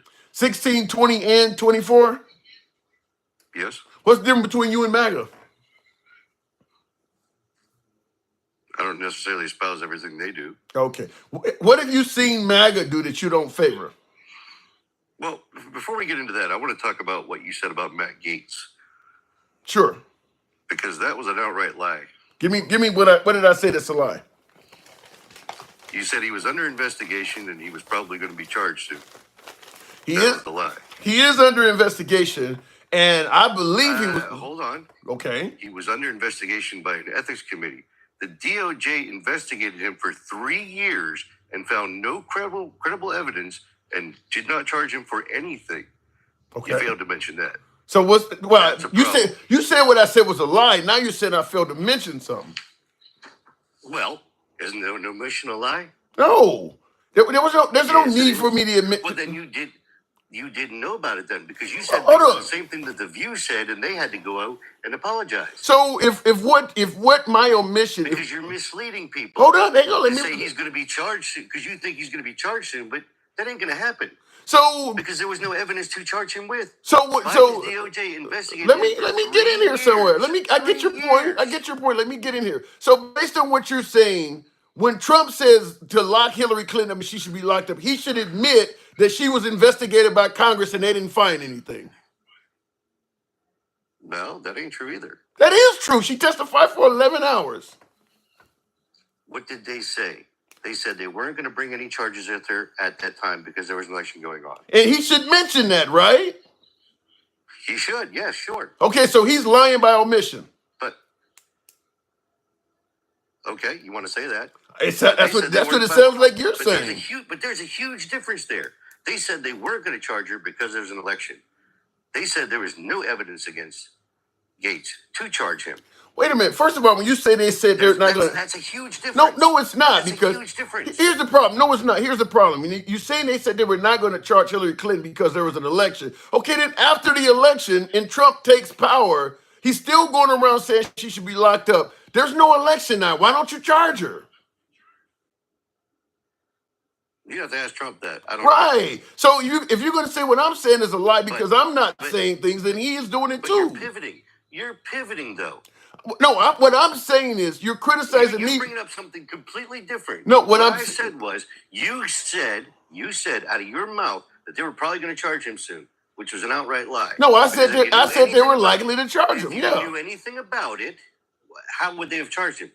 When How- they already said there was nothing to charge him for. How do you know they're not? The If DOJ, they're the Department of Justice, The Department of Justice investigated him for 3 years and said there's nothing there to charge him with. So then why the hell is he trying to prevent us from knowing what was there? Who said he was? Are you You kidding said me? that. They said that. They said, well, he quit because of his ethics. They said that. He never said that. So you're telling me that Matt Gaetz is actively doing nothing to prevent his investigation from coming out. He's not trying to prevent it at all. No, I'm saying exactly that. Yeah, I think you're lying. That's I think exactly you're what I'm that saying. one. Okay. That's exactly because you have if there's no evidence to charge him with anything, why does he care? You need Other than to to. smear him, what's the point? Other than to smear him, what is the point Maybe the point of is that for ethics investigation? maybe the point is for people to know what the hell he was going to be the nation's top cop. If they're investigating him, suggesting that he may or may not have committed a major sex crime, why shouldn't the American people get to know what the hell they investigated him for? That's fine, but again, they did not find any evidence to charge him of anything. So if that's the case, what the hell were they investigating as far as that's concerned? I think If the DOJ already did that work, and found nothing, then what is the ethics committee doing? I think where What's the you point and of I investigating him after that? I think where you and I disagree is where you're claiming that Matt Gaetz had no problem with his investigation being shown to the public. I disagree with that 100%. Why? Because everything, he resigned. Everything about it shows that guy had no interest in letting the public see the details of that investigation. But again, if there was an investigation done by the Department of Justice, I'm not talking about the ethics committee. I'm talking about the Department of Justice investigating somebody. So if I investigate you for a crime, you personally, okay? Mhm. Say I'm investigating you for a crime, Okay. And I find no evidence to charge you of anything. And then somebody else comes on, well, we're going to check and see again. We're going to check his ethics now. Does that make sense? When I already did the investigation and found squat, I think it would and make now they're going to do an ethics investigation. Does that make any sense to you? I think it would make sense to you, and I'll tell you why. I've been hearing nothing from MAGA. Now, you said you're not MAGA, but I've been hearing nothing from Trump supporters, but the DOJ is untrustworthy. You can't rely on them. Now, all of a sudden, because they cleared Matt Gaetz, they're suddenly trustworthy now. Maybe they didn't do their job right in that case either. Did I say that? No, I'm Did I saying say it. I'm that? saying it. I am saying it. Okay, but do you trust the DOJ? I don't know. I don't know. I need to. You don't know? Let me give you my answer. The fact that they continued investigating him after the DOJ found nothing shows that maybe I'm not the only one questioning their trustworthiness. Or maybe they just don't like Matt Gaetz. Yeah. It's just I mean, odd. he's not very well liked in Congress, and you know that as well as I do. It's just kind of odd that when the DOJ investigated Trump, nobody wanted to take their word on how they found things on Trump. But then when they do it on Matt Gaetz and they find that there's nothing there, suddenly we want to quote the DOJ and say, well, see, they said there's nothing there. You don't trust the DOJ. So you're going to pick and choose when they're trustworthy and when they're not. Because, okay, I'll go with that. If I think the DOJ is crooked and is investigating Trump because of trumped up old BS, okay, then why wouldn't they do the same thing to Gaetz? If there was something there, anything there they could have charged him with, wouldn't they have? I don't know. I don't know who was over the case. You don't think so? I don't think so? I Are you don't- crazy? I don't know who was over the case. Just like Yeah. Keep it up. That doesn't make any sense. it didn't make any sense. and it damn sure didn't make any sense when you guys said the same thing regarding Trump. You see how suddenly when I'm saying the same stuff, you guys are saying how it all of a sudden it doesn't make any sense now? It makes perfect sense to me. If I think they're crooked, Based on what? and they had a shred, an ounce of evidence to go after Gaetz, they would have, but they found nothing. Okay. All right. And what them going after Trump, what evidence do you have that they're crooked? What evidence? Yeah. Them, That's just my thoughts. I don't have any evidence. so for it. all of this is just going But I'm allowed to have an opinion.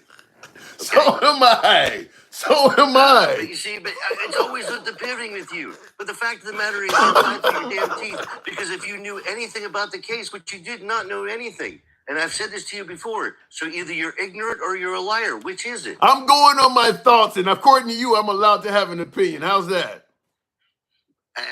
These are picking on facts here.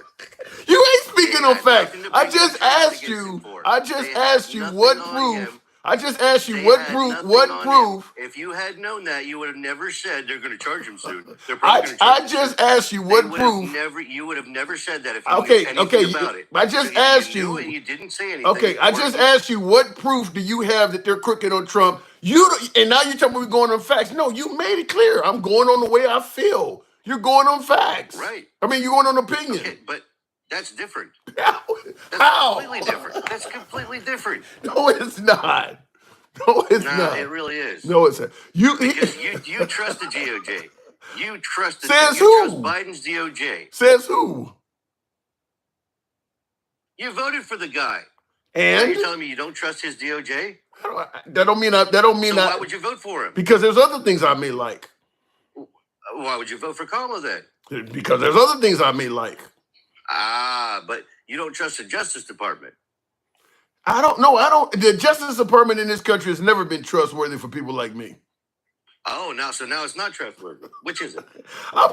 That's what I asked you. It's crazy because you Well, came on but here to now you're saying criticize it's not me, trustworthy. and literally You're saying it's everything not you trustworthy, use to so- criticize so me then you can can- apply to you. Everything you by your own use, opinion. everything you use to criticize me. That we started out by saying I'm a liar and I omitted stuff. And the minute I started pointing out where you were favorable to Trump doing the same things, you didn't like it.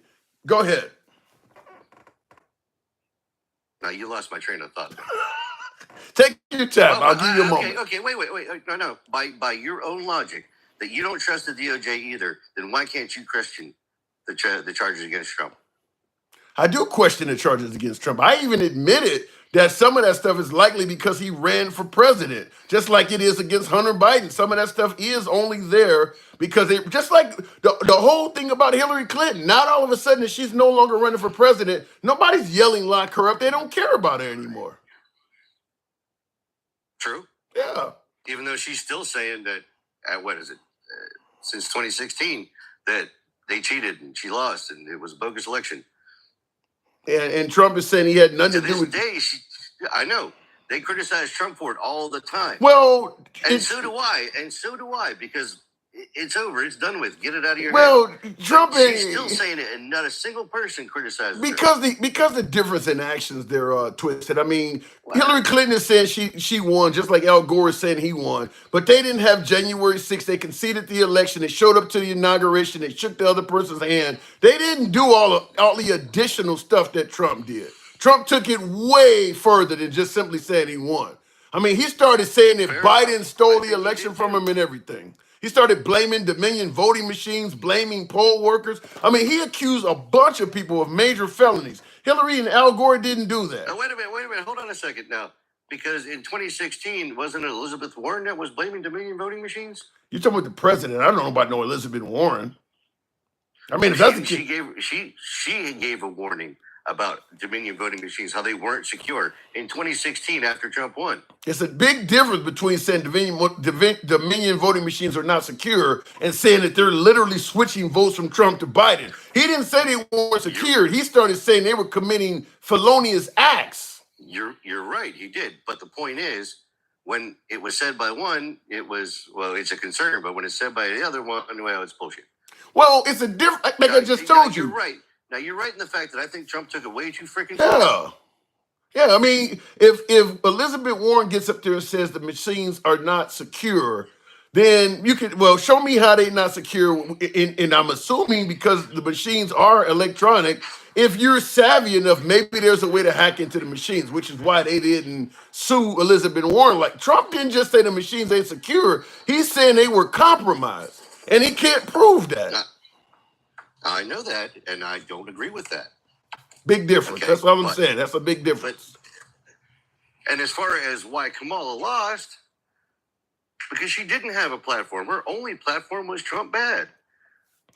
And that may have worked for Biden in 2020 because of everything that's happening there. And you know what? The buck stops with the president. So everything that was going on about Big the bird. 19, Thank you. they blame Trump for it, and rightly so, because he's the president. I He's gotta responsible. push back on. And by the way, Big Bird, thank you for that galaxy. I do appreciate that. Thanks for showing the program some love. I disagree that she did not have a platform because You're blaming her for wide open borders. You're blaming her for late term abortions. You're blaming her for LGBT issues. Clearly, she has a platform. You don't like it. You're saying all kinds of things that are part of her Yeah, platform. but every time, what happened every time she went for an interview? Did she really answer any questions? No, but I mean, even CNN was saying that she wasn't answering any questions. no, but you guys are answering questions. You're filling in the blanks for what her platform is. So clearly, you felt she had a platform. Not really. I didn't know what her platform was. I didn't know what she planned. I'm talking on about doing. Trump. She never laid anything out. I'm talking about Trump. All of the things that Trump said, her and the baby support putting her and the doctor support. She supports the doctor and the woman putting the baby to the side and I mean, that stuff. I don't listen. When any candidate, and I don't care who it is, says crap like that about the other side, I never listen to it. Going to school. I know. Because I know they're always exaggerating and running their mouth. I only care about what they say they're going to do. Okay. Not what the other person's going to do, because that doesn't matter to me. So let me ask you. So you think that when somebody's running for office, they should tell me why I don't vote for them, not why I shouldn't vote for the other person. So you do think Trump was lying about some of the stuff on Kamala Harris then? Probably, or at least exaggerating. So but either way, but she was doing the same thing. So I guess so then I'm wondering if you believe that he was lying. Now, I get you saying she was doing the same thing, but she's no longer in the running. What else do you think it was lying about? Do you think some of his signature promises might be lies? Such as? Largest deportation in history. Love to see it. That ain't what I asked you, though. Do I think it's a lie? Yeah. No, I don't think it's a lie at all. Giving police immunity from prosecution? Is that what he said? Yes. I mean, if he did, I don't agree with that at all. Do you think it's a lie? I don't know. That's frightening. So in other words, he might do that. Even your dog don't like it. Well, she's upset because she's in timeout. She don't want to be stopped and frisked. Nah, but the whole cop thing, you know what? I don't think anybody will ever vote on that as far as vote for it. I don't think that'll ever happen, and it shouldn't ever happen. All right. I got to move it on, but what about this whole Project 2025? What do you think? He don't know nothing about that at all? I mean, even the Heritage Foundation came out and said he wasn't part of it, so what more do you want? He said he didn't know nothing about... Well, you think the Heritage Foundation, who is going to likely use his administration to implement this very unpopular project, you think they're going to come out and say, yeah, he knows all about it? Of course they're going to tell you that. I mean, come on, man. You think the Heritage Foundation was going to come out and admit that? Okay. Prior to them telling you about this Project 2025, had you ever heard of it? No. Me neither. No idea. Where did it even come from? Except the Heritage Foundation has been around for years and has gone to every president with a plan. So you do believe that when Trump said he didn't know nothing about it and he hasn't never heard of it, you believe that's true? Yes, I do. But the American public knew about it and he didn't, but his name is in it. No, the American public knew squat about it. They knew about it when he said he didn't know nothing about it. At that point, a large portion of the American public knew about it. And he was saying he didn't know about it. Okay. And you believe that? Sure. Okay. All right. I'll leave it at that. I got to move it on as always. Twisted. Good one. Always a pleasure, man. Thank you. All right, moving on with the program. And I will say this. Trump is outspoken in regards to things that are critical of him. His name is in Project 2025, like I think a few hundred times, dozens of times. And he don't know anything about it, but the American people do. That's hard to believe. I mean, you would assume that somebody would have came to him and told him, sir, this may not look good. This is out here. They're using your name in it. You need to familiarize yourself with this. You may get asked questions on this on the Sunday shows or stuff. I don't know about it. As late in the game as he was when he said that, in my opinion, is not believable. It's not believable. There's just no way somebody had not come to him. But the American public knows about this, and you don't. And it's centered around you. Nobody at all in your entire administration came to you and said, sir, you need to check this out. Your name, not one person ever came to you that. I don't buy that. I just don't buy it. And then, of course, like I said, we'll find out if all of a sudden he starts appointing people in his administration that were part of it. That has happened. That has already started to happen. Looking in the comments, it's like you write a paper on know your favorite coach should run his team. Do you think he will really pay it? I don't understand that. It's like you write a paper. It's like you write a paper on know your favorite coach. I don't know where you're going with that because I know when I'm talking about Trump, the people around Trump know him. I gotta assume they know him enough to know that if I write a book and tell them to read the book, it's not going to work as well as me sitting down and having a conversation with him. How long does it take to call the guy and say, look, this Project 2025 shit that's out here, it's got your name in it in a bunch of places. Sir, you need to get ahead of this because you're going to, it's almost a guarantee the news is going to ask you questions about this. The media is going to question you on this. Giving an answer like, I don't know what it is, at that stage in the game is not believable. That's all I'm saying. It's not believable. Too many everyday average Americans knew what Project 2025 was at the time when he said he did not know. That's just not believable. The president of the Heritage Foundation endorsed Harris. Yeah, just like Putin. Vladimir Putin endorsed Kamala Harris. As I told my last caller, if they're going to use Trump, if they believe that Trump is the key to getting this very unpopular direction for America implemented, they're not going to come out and admit the guy is part of it to ruin his chances of getting elected. Of course, they're going to give you every twist and turn possible to steer you off that path. Why would they be honest with you? If the Heritage Foundation was so damn honest, they would have told people about Project 2025 a little bit better. The fact is, they were trying to keep that under the wraps. So why would they come out and tell you, well, when you look at what's in Project 2025, you look at the Heritage Foundation, and you look at what Kamala Harris and Joe Biden were talking in terms of the LGBT issues and things like that. They're pro religious freedoms and shit like. It makes no sense at all that the leadership of the Heritage Foundation would endorse Kamala Harris. When you look at how she was running the country, whether we're talking about open borders, as people say, or LGBT issues, look at what the Heritage Foundation stands for, and look at what Kamala Harris and Joe Biden did for the country, and you tell me that it makes sense that they would endorse Kamala Harris.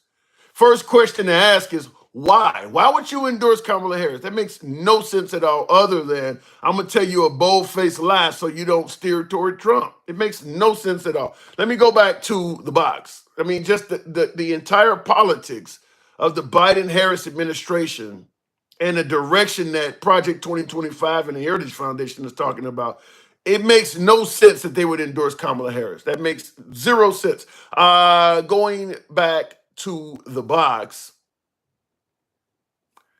we'll go back to Jay Fairchild.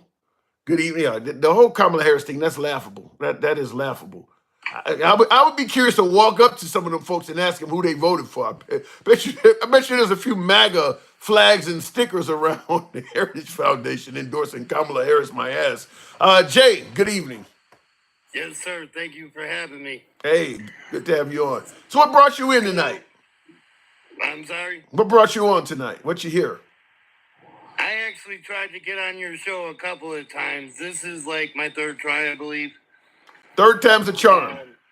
So here's the thing. Now, the Heritage Foundation, I don't believe that. I mean, I think I'm with you on that one.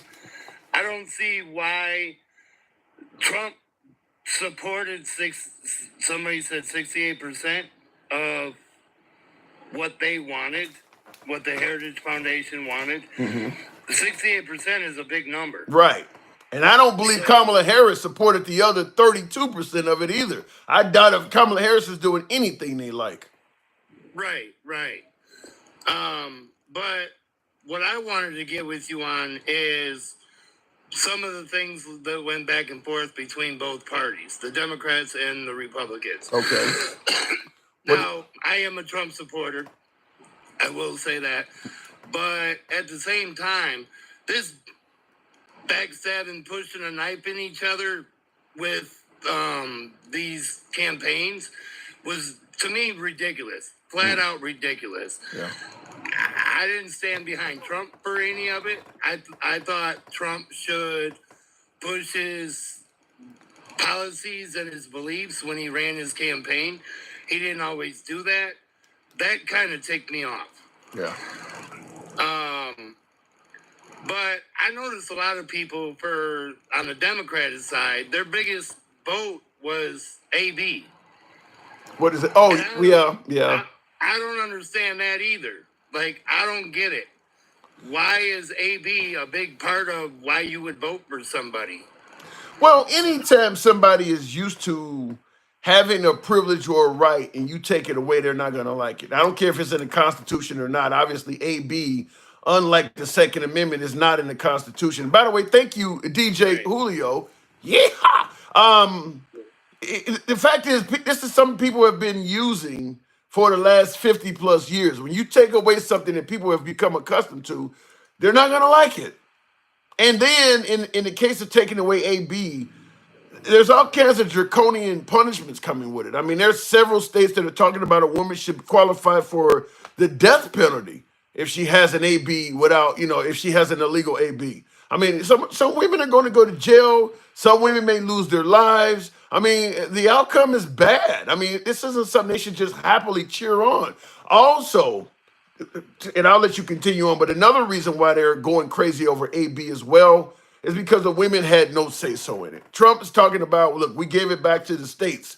None of those states gave the women in those states any right to vote. They just took it away and said, this is the law now. Now, if they had to put it up for a vote, then we could have this whole states' rights conversation. But what he essentially did is handed it to state dictators who just simply said, we're going to tell you what we want to give you. Right. So here's the thing. And now that brings a question to me because, like, a lot of that I don't always understand. So if Trump pushes it back to the states for the states to allow the people in that state to vote on it, shouldn't there be some kind of enforcement if the states say, well, we're not going to let them vote, we're just going to make a law and that's going to be it? Like, shouldn't Trump be able to push something that makes them let the state vote?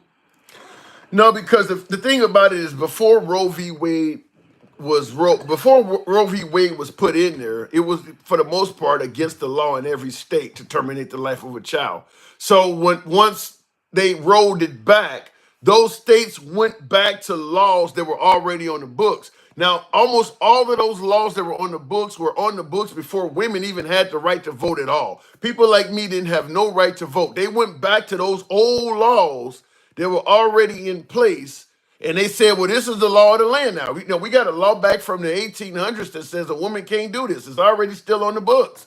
So the minute they lift Roe v. Wade up, they went back to that old law. Now, see, I heard, and I don't know if this is true or not, I just want to say that, but I heard that ABs, 98% are used for birth control.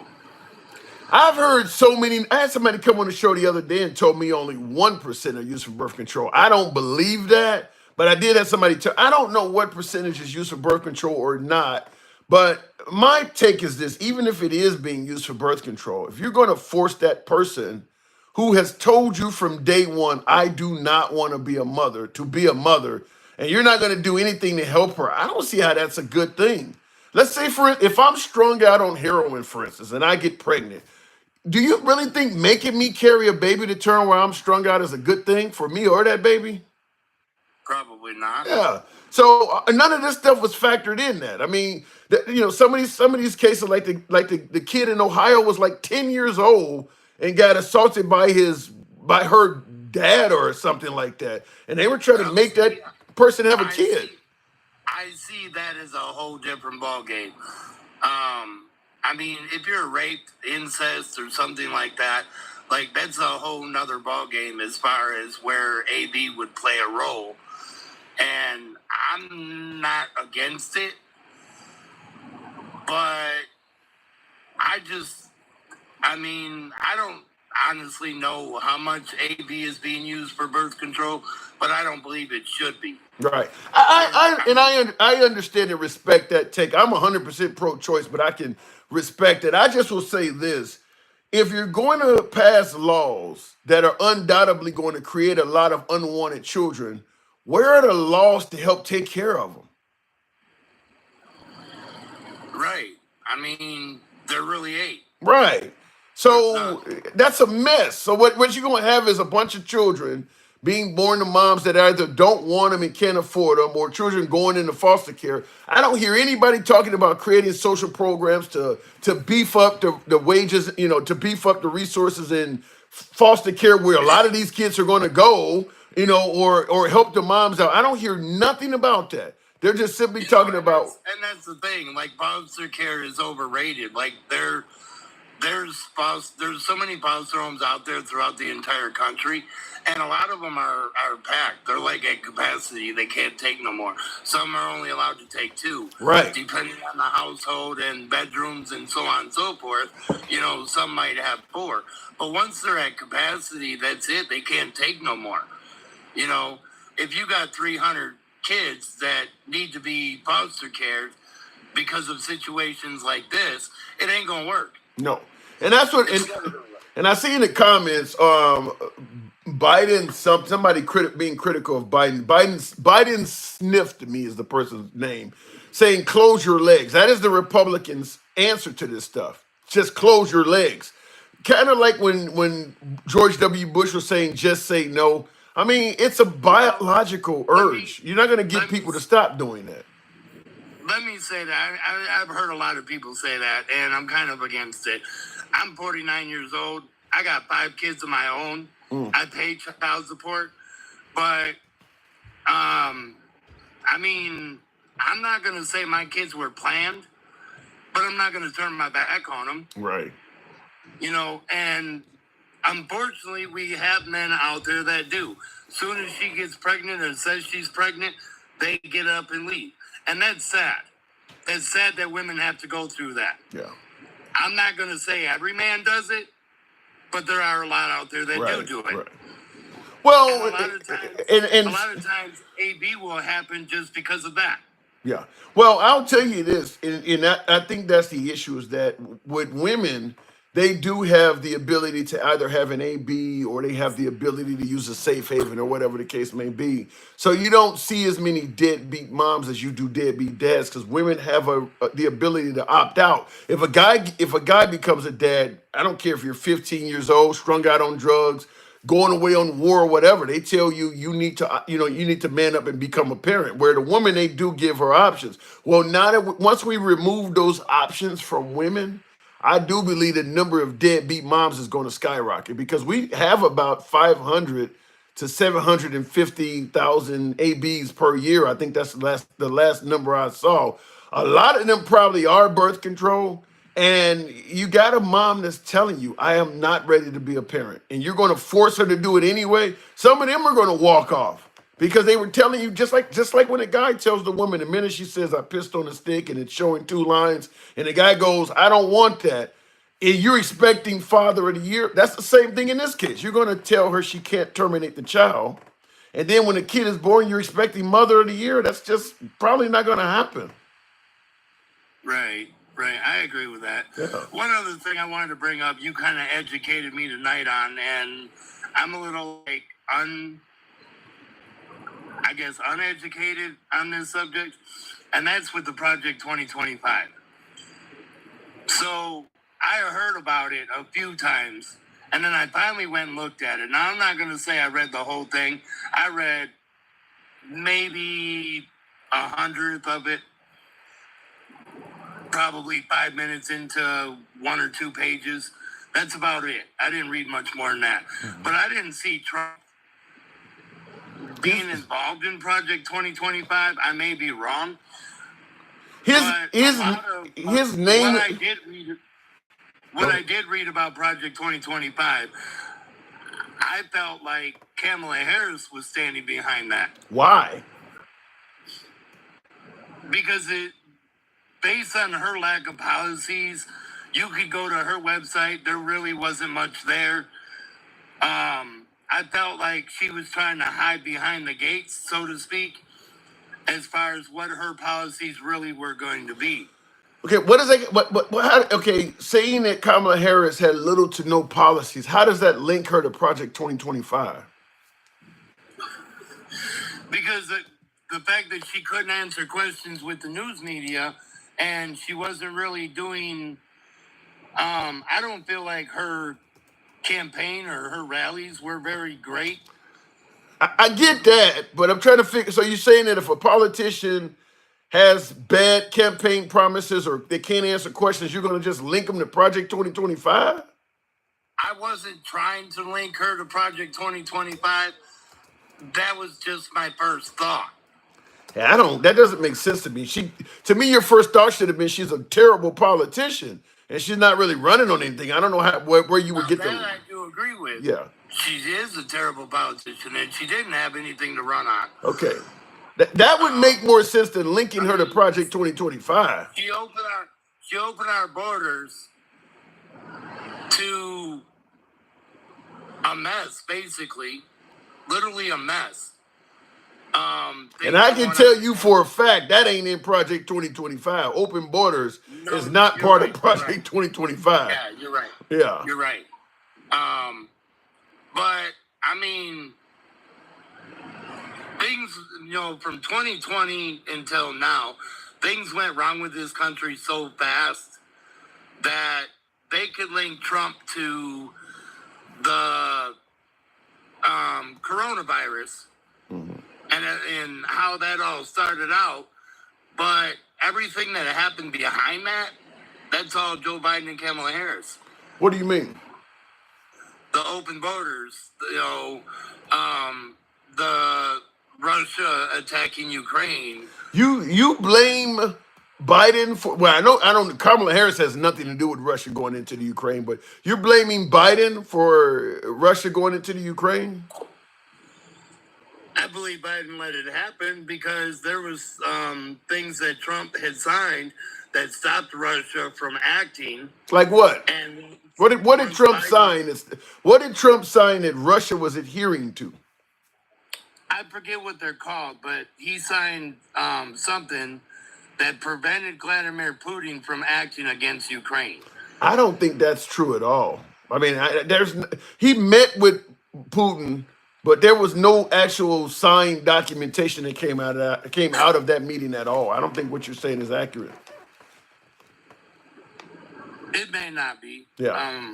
And I'll tell you why. If Trump had got some kind of great agreement like that, and all of a sudden there's war under Biden, but it wasn't under him because he got a signature, he would be telling you that. That would have came up at every rally. I got this treaty or this agreement signed, and you see what happened with Biden. He would have been telling you that. Well, yeah, but they showed on the news that when Biden got in office, he turned over everything Trump did. Yeah. And that's like after he did that, that's when these wars started. Better yet, Biden overturned a lot of things that Trump did, but he didn't overturn anything that would have incentivized Putin to go into the Ukraine. You might be right. Yeah. I mean, like I said, Trump can't argue that. Trump is the best tutor of his own horn. If he had got some kind of agreement accomplished like that kept Putin at bay, you would have heard about that at his rallies. He would have been saying, if Putin violated that agreement and I was still in office, he would have had hell to pay. He's not saying that. He's not telling you about any agreement he got because he didn't get one. Well, all I can say about that is we'll have to sit back and see what he does now, because he says he's going to end these wars. He said he was going to end it by now. The time he claimed he was going to end it has already expired. He said he was going to end it within 24 hours of getting elected. I heard before inauguration. He didn't say. Yeah, he didn't. He said before I'm in the Oval Office. So I guess you could twist it to say before inauguration, but do you really think he's going to end the war before he takes office with no I power? don't know. I now see that I don't know if he will. I really don't. I don't even know if he's capable of ending the wars before he takes office. Right. Yeah, my guess is he made a promise that he believed would have helped him get elected, which he probably did, but there's no real chance of that coming to fruition. Now, he may end the war once he's in office, but that whole promise that he's going to end it before getting in office, that ain't going to happen. That's not going to happen. You know, and here's the funny thing about that whole situation. So, when that war started, when Russia attacked Ukraine, I was working for a trucking company that was owned by a Ukrainian. Oh, Yes. Now, that man took his company from 175 trucks. He's down to 15 trucks right now. wow. Any idea why? Because he took the money out of his company to help his country.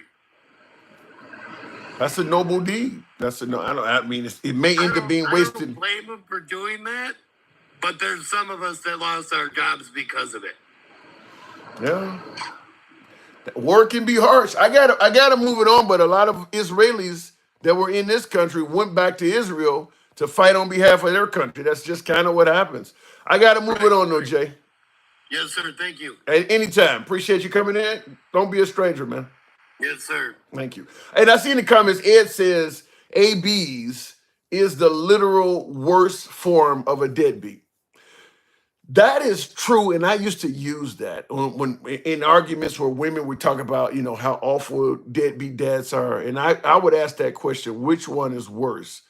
A man that creates a child and walks off and leaves that child with the biological mother, just abandons his kid and leaves it with the biological mother because he didn't want to be a father, or a woman that gets pregnant and has the child's life terminated because she did not want to be a mother. I ask women all the time, which one is the worst? And they would all say the deadbeat dad. They would all say the deadbeat dad. And I didn't understand it because I'm like, well, at least the kid still lived. But the women tend to think that the deadbeat father is actually worse than the mother, who's essentially doing the same thing. I mean, at the end of the day, both parties had unprotected sex and decided they didn't want to be a parent. But when the dad walks off, he's public enemy number one. But when the mom terminates the life of the child, well, we understand you're going through. I mean, the mothers weren't treated with kid gloves. And I say that as somebody who's 100% pro-choice. But I do believe that the way we treat moms versus dads in that predicament is like night and day. Like I said before in the program, I don't care if you're a father that is strung out on heroin. I don't care if you're 13 years of age and you just tried sex for the first time and created a kid. I don't care if you just came back from fighting a war in a combat zone and you got some serious PTSD. If you're a man and you create a child, people expect you to man up regardless of what you're going through and be a child of that father. But in the case of women, yeah, you got options. We understand, you're too young. I was only 15. I wasn't ready to be a mom. And people understand it. But they'll tell that same 15-year-old guy, if you're a teenager, if you were man enough to do it, you better be man enough to take care of it. So I do agree from a male standpoint that we were treating women with kid gloves in regards to sexual irresponsibility compared to men. Apparently, that's not going to happen anymore. We'll see how it goes. I don't know. When I see in the comments, Detector01 says, got to pay child support too. My guess is once they start terminating pregnancy, once they start preventing the termination of pregnancies, and some of these moms that normally would have had an AB put their kid into foster care, they're going to be pursuing that mother for child support. They're going to start holding the moms account. Listen, I'm not a fan of, just willy-nilly terminating kids, but I'm pro-choice because I don't believe it makes sense to force somebody to have a child if they don't want it. But I do believe probably one of the reasons why I am pro-choice is I know there's nothing good coming down the pipe for women. Nothing but accountability and punishment. Because they're not helping them with the kids out at all. So it's not like they're going to help them out with a little bit of extra assistance. There's no help coming. It's all negative. We are focused on saving the life of that unborn child. We don't give a damn about that mom. In a few cases, not all, but in a few cases, even if she's abused or her life is in danger, there's just no love for there's nothing good in any of these laws for the mom at all. That's why I'm not for it, because we're going to hurt some moms to save some kids. That's guaranteed to happen. Let me go back to the box, though. We now voted to force children to be parents. Yeah, that is what happened, because they believe that even if it's a 10 or a 12-year-old that's pregnant, you shouldn't be able to terminate the baby because, hey, the baby didn't have anything to do with why it was created. So make that 12-year-old carry that baby to term. I vehemently disagree with it, but that is the mindset for some people. It's pretty simple. You want an AB, you have to give up child support and alimony. Your body, your choice. My money and my choice is fair is fair. I don't think it's going to go that far, but I've heard people say that as well. Mom need to keep them keep them panties on. This whole notion of just keep your legs closed, man, talk about when folks say zero sympathy, that's about as close to zero sympathy as you can get. You should have kept your legs closed. I mean, wow, to me that's rough. Let me go back to the box though. Gen X. Now Gen X this is gonna be interesting, but Gen X, come on through. Now Gen X, you definitely are one that favors the keep your legs closed mantra. Am I correct? Yeah, man, keep them motherfucking legs closed. Close them damn legs, woman. What's the matter with you? No, you know mistakes happen. Yeah, that's kind of a big mistake, man. You're a liar. You know that? I'm a liar now. What did I lie about? I just wanted to say that dude cracked me up. Listen, I invite criticism and dissenting opinions all the time. I gave him plenty of time to talk. I didn't shorten him up because he wanted to criticize or insult me. You know, I favor dissenting opinions, so he stated what he had to state, but it cracked me up a little bit too. But hey, the man wanted to talk. Hey, God, you know, Tim, you're normally a pretty sharp dresser. I can't believe your T-shirt don't match that bright orange prison county jail shirt you wearing. Because I was actually about to go to bed before I came down here and talked to y'all ass. I'm like, let me go in the man cave and holler at MAGA for a minute. But I got pajamas on under here. That's why you seeing that. You know, you can see my pajamas bottoms and shit. Got on my fucking slippers and all that. I was about to go to bed. That's why you seeing that. And I see somebody said Chicago Bears orange. Oh, my Bears lost again today. I don't even want to talk about that. So, but what I wanted to ask. Did Detroit win today? Yeah, Detroit won. Detroit's kicking ass. That's half of your Super Bowl right there. Yep. I wanted to ask the question though. On Trump, you see on the monitor, I got Trump day one. He's made a bunch of promises. Now I know you are MAGA, so is there anything you're concerned that he might do that maybe you're like maybe not so fast? I know you favor most of the things he has promised, but has he promised something that you're probably thinking like maybe that wouldn't be the best idea? Anything he's promised that you're concerned about? You know what? Initially, I had hoped for him to kind of tackle the economy stuff, the border shit. But hey, at this point in the game, I'm hoping that he goes right after the whole world on fire thing, man. Puts out some of these fires on the globe because, man, $2 gas ain't going to mean shit if we get nuked. Yeah, so you mean the wars? Yeah, the wars. I think that should be priority for all of us. Yeah, but I've had folks on the program, Dencal, who comes on regularly, who is a combat veteran himself, and he makes a good point. He says that he believes Putin might be homicidal, but he's not suicidal, meaning that if Russia decides to use atomic weapons, that's essentially suicide for them. I mean, we've shown that Russia's military conventional weapons are not that great. Ukraine can hold them at bay, utilizing some of our lower class capabilities. Now they do have nukes, but if Putin decides to use atomic weapons, he's going to have a whole bunch of them coming back at him. and now we're going to be looking to find him and probably kill him. So I do agree that he might be homicidal, but I don't think he's suicidal either. You know, but the thing works both ways.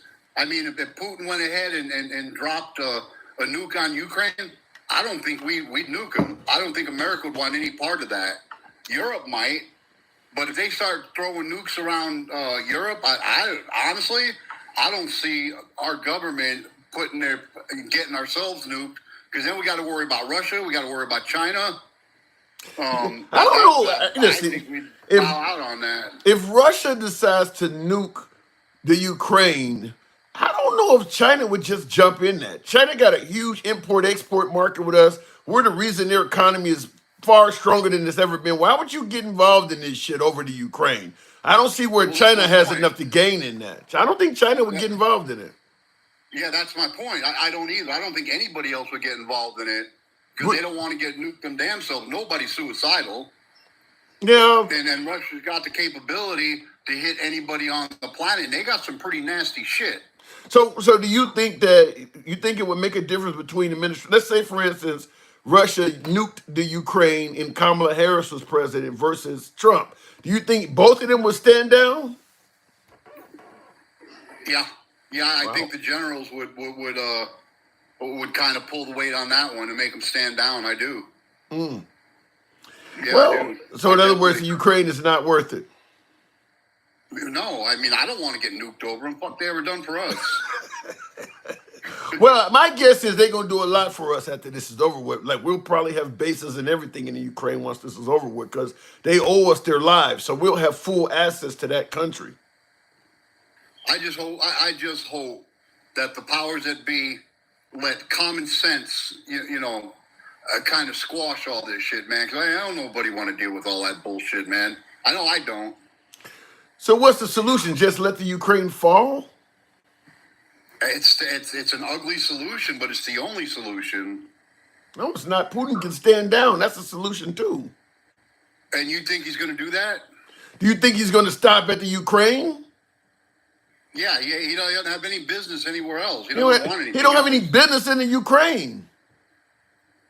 Well, that's debatable. I mean, we can argue and go back and forth on that. I listened to the guy talking about the alleged agreement that we weren't going to move NATO closer.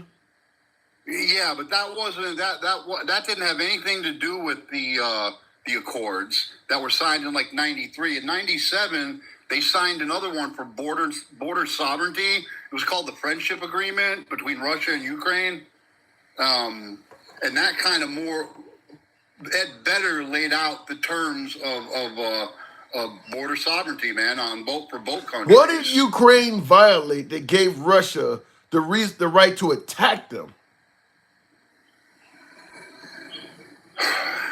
I don't think Russia should have attacked them. Right, and by the way, Russia attacked them in 2008, 2014 as well. I mean, they took Georgia and they took Crimea. They've been striking for a while. So I don't know if the excuse that people are using to justify what they did now is valid. I mean, Russia has been hinting at taking snippets of the Ukraine for a long time now. Yeah, a whole lot of that shit don't make a lot of sense to me. What I do know is that it ain't none of our business. Because Russia ain't going to come over here. They ain't going to invade the U.S. You motherfuckers want to get fucking down and ride, then fucking have at it, man. Enjoy yourselves. I don't think it's any of our business. Well, but what about our allies in the region that believe that Ukraine won't be its only accomplishment? Well, let me ask you this: if Russia did invade the U.S., how many of our allies you think would be lined up to help us out if they had the upper hand? Not many. I don't know. They helped. Not many. They participated in all the other wars we've been involved in. They didn't participate in shit. If it wasn't for us, they'd all be speaking German. Well, they participated though. They lost. They Yeah. didn't participate in nothing. They don't- lost until we got involved. Yeah, because everybody don't have the military the U.S. has. Some people believe in shit like giving their citizens health care and somewhere to live. We would rather tell you, screw taking care of you, we're going to build up our military. Other countries, they take care of their citizens, so they don't have as much money to back a military like we do. Well, back in the day, man, back in the 40s, we were in the same boat as the rest of the world. In fact, we were getting our asses kicked in the South Pacific. That's why we nuked Japan. Yeah. You know, we were getting our asses handed to us. Yeah. You know, and that kind of that changed the whole tide of warfare right there. Yeah, but I thought we had an alliance. I mean, NATO, the UN, that's an alliance. You don't just let countries fall. Again, it ain't our business. It's not our business, Tim. That's just how I feel about it. I don't know. I think that if you let Russia do what it wants, eventually, financially, it's going to become your business. They're going to start screwing around with import-export markets. Who knows? The value of the U.S. dollar may be affected by it. I think eventually, you know, the fuel and things like that, natural gas in that region, so that now you're competing with more countries that want to import-export fuel. I think Russia could make a mess for us if we just stand back and say it ain't our business. Yeah, Crunk in your chat said selfish. Yeah, I might be selfish, but I ain't fucking suicidal. Russia ain't going to do that, man. I don't think Russia's going to do that. I don't think Russia wants to go to war with the U.S. Did you see the over Ukraine press conference Vladimir Putin had today? The one that was in English? Yeah. Yeah, I saw it. Yeah. Talking about his Mach 10 missile. Yep. Yeah. I don't think that Russia's playing, man. Because they're a bit of a paper tiger, but not when it comes to the nukes. But this is why I keep saying homicidal versus suicidal. Okay, you fire a missile that goes Mach 10 or 10 Mach as they pronounced it. Okay, we can't stop the missile, but our satellites can definitely detect where it was fired from. So you do realize all of them motherfuckers is dead, right? I mean, yeah, your missile hit, but you do realize that launcher and any other ones we spot from now on are going to be game on in a minute. I mean, so it's suicidal. That's what I'm saying. You're not going to fly any planes over your country because we're going to effectively shoot down anything flying over Russia. I don't think he's suicidal like that. I mean, they have nukes, no doubt. But the Russian military, I don't believe it holds a candle to the American military. If it became an all-out war, I don't think Russia would stand a chance. Chances are we know where most of those missiles and silos are located, just like they know where our stuff is located. And I agree with you. My argument would be, what if we both fucking wrong?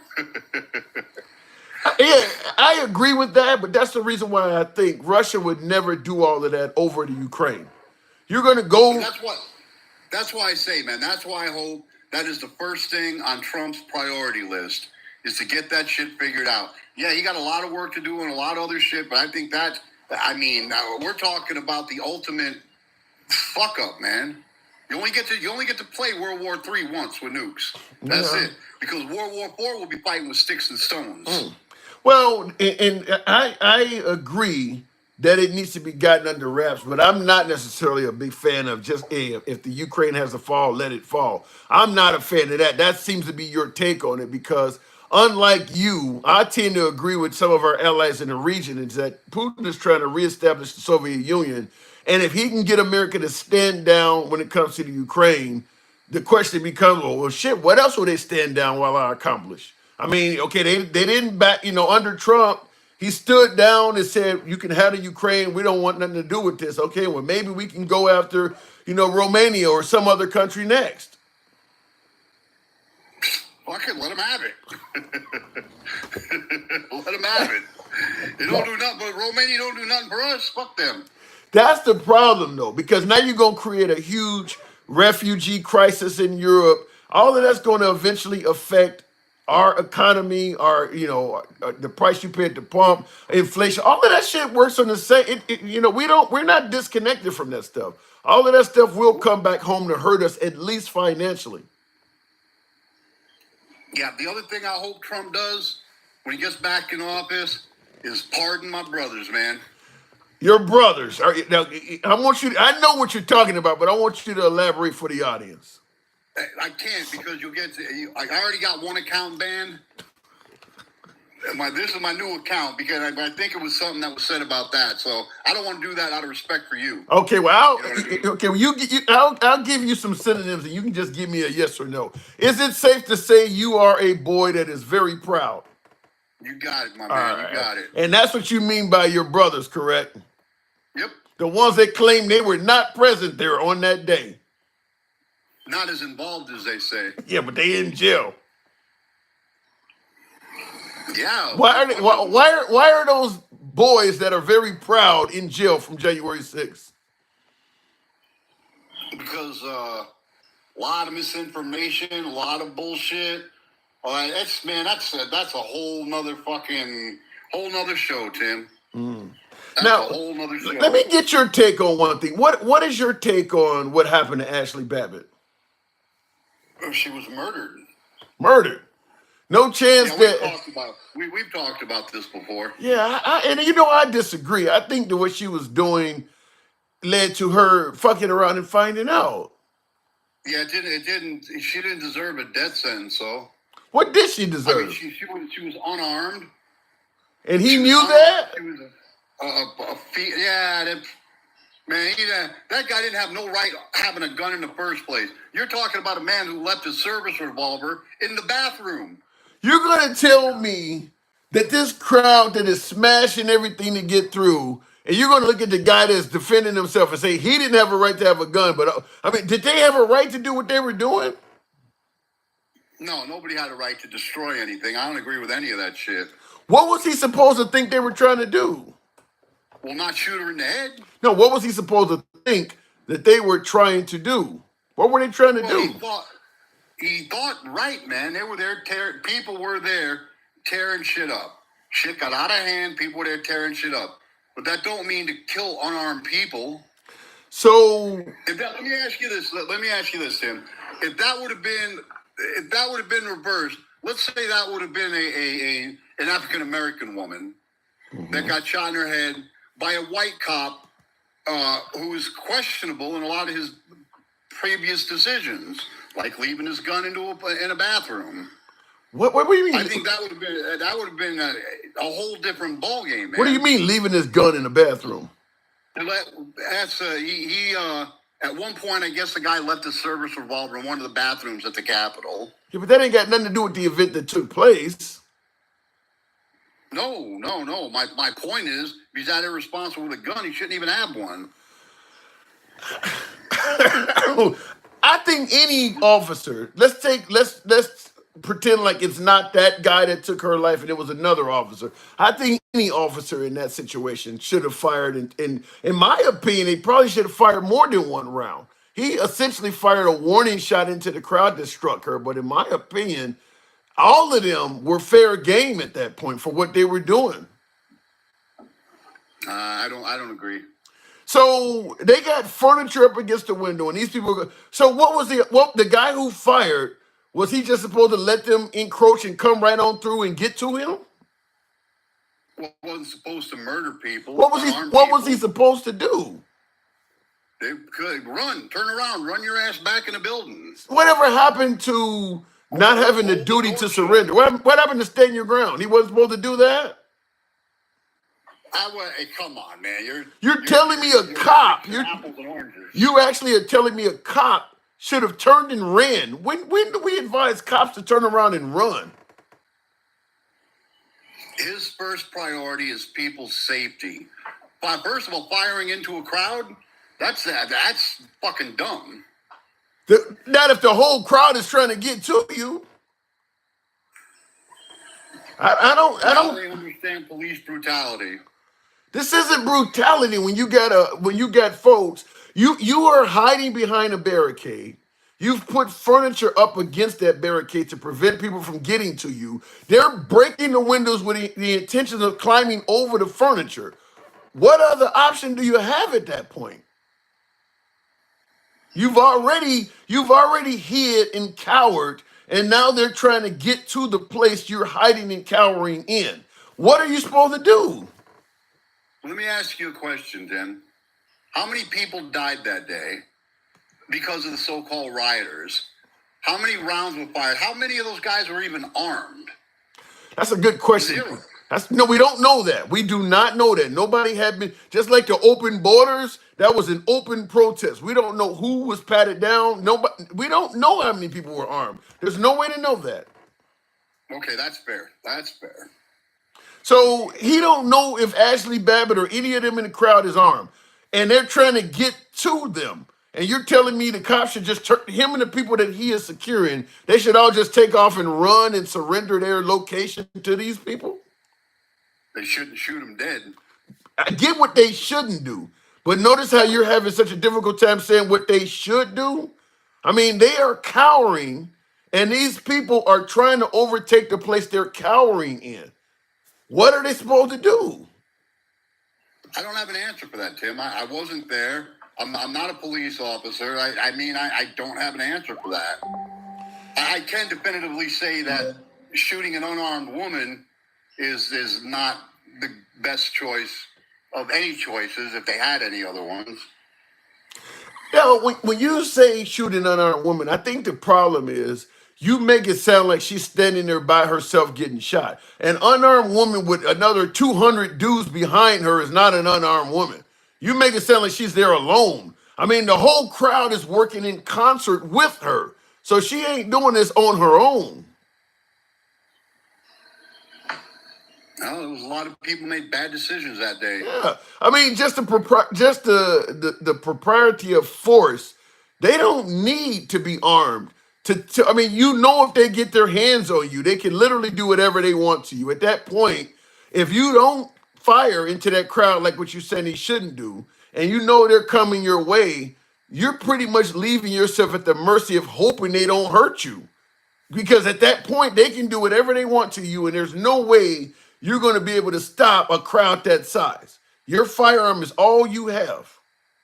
Well, obviously, they were trying to hurt anybody because he was one guy with one gun with a whole gang of motherfuckers behind her. So if they were here to hurt people, don't you think they would have? I think that the cop that they were smashing in the door that was bleeding out of his mouth, they clearly were trying to hurt him. They were bear spraying some cops. They were beating some of them with flags. They were trying to hurt people. There are people they were trying to hurt. Well, they weren't trying very hard. Well, I agree it wasn't organized, is the point you're making. I agree it wasn't, they were, I think that if they had got their hands on Mike Pence or Nancy Pelosi, you might have seen a different outcome. But they were not actively, I guess, to some degree trying to, but since when is the police, under these circumstances, expected to make this type of judgment? Well, they may or may not be trying to hurt me. I mean, you don't busted windows, you got all types of sticks in your hands, you're yelling out all kinds of shit, and I throw the judge whether you're here to hurt me or not. Since when do we expect the cops to do that kind of stuff? When there's cause for it. I don't, like I said, I've played this, well, just real quick. Now, look at the screen behind me. I'm sure you've seen this a million times, but just to make a point. Yeah. When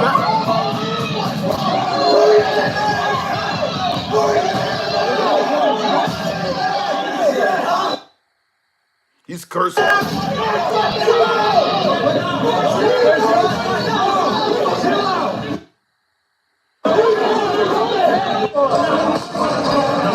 Now, right there, you see the guy using some kind of stick or whatever, which easily can be used as a weapon to smash the window. And if you notice, there's two window panes on one door and on the other. On the other door, you can clearly see a chair that's upside down. They don't put furniture up against this door. And they're trying to, I mean, so the people behind there is clearly scared as hell. They don't want lock the doors and put furniture up against the door to protect themselves. And they're trying to bust and get in there. Like, let's say, for instance, somebody broke in your house and you didn't have a gun. So you put the couch up against the door or something and you're hiding in the house. And the person is trying to get past all that. What is the guy supposed to do?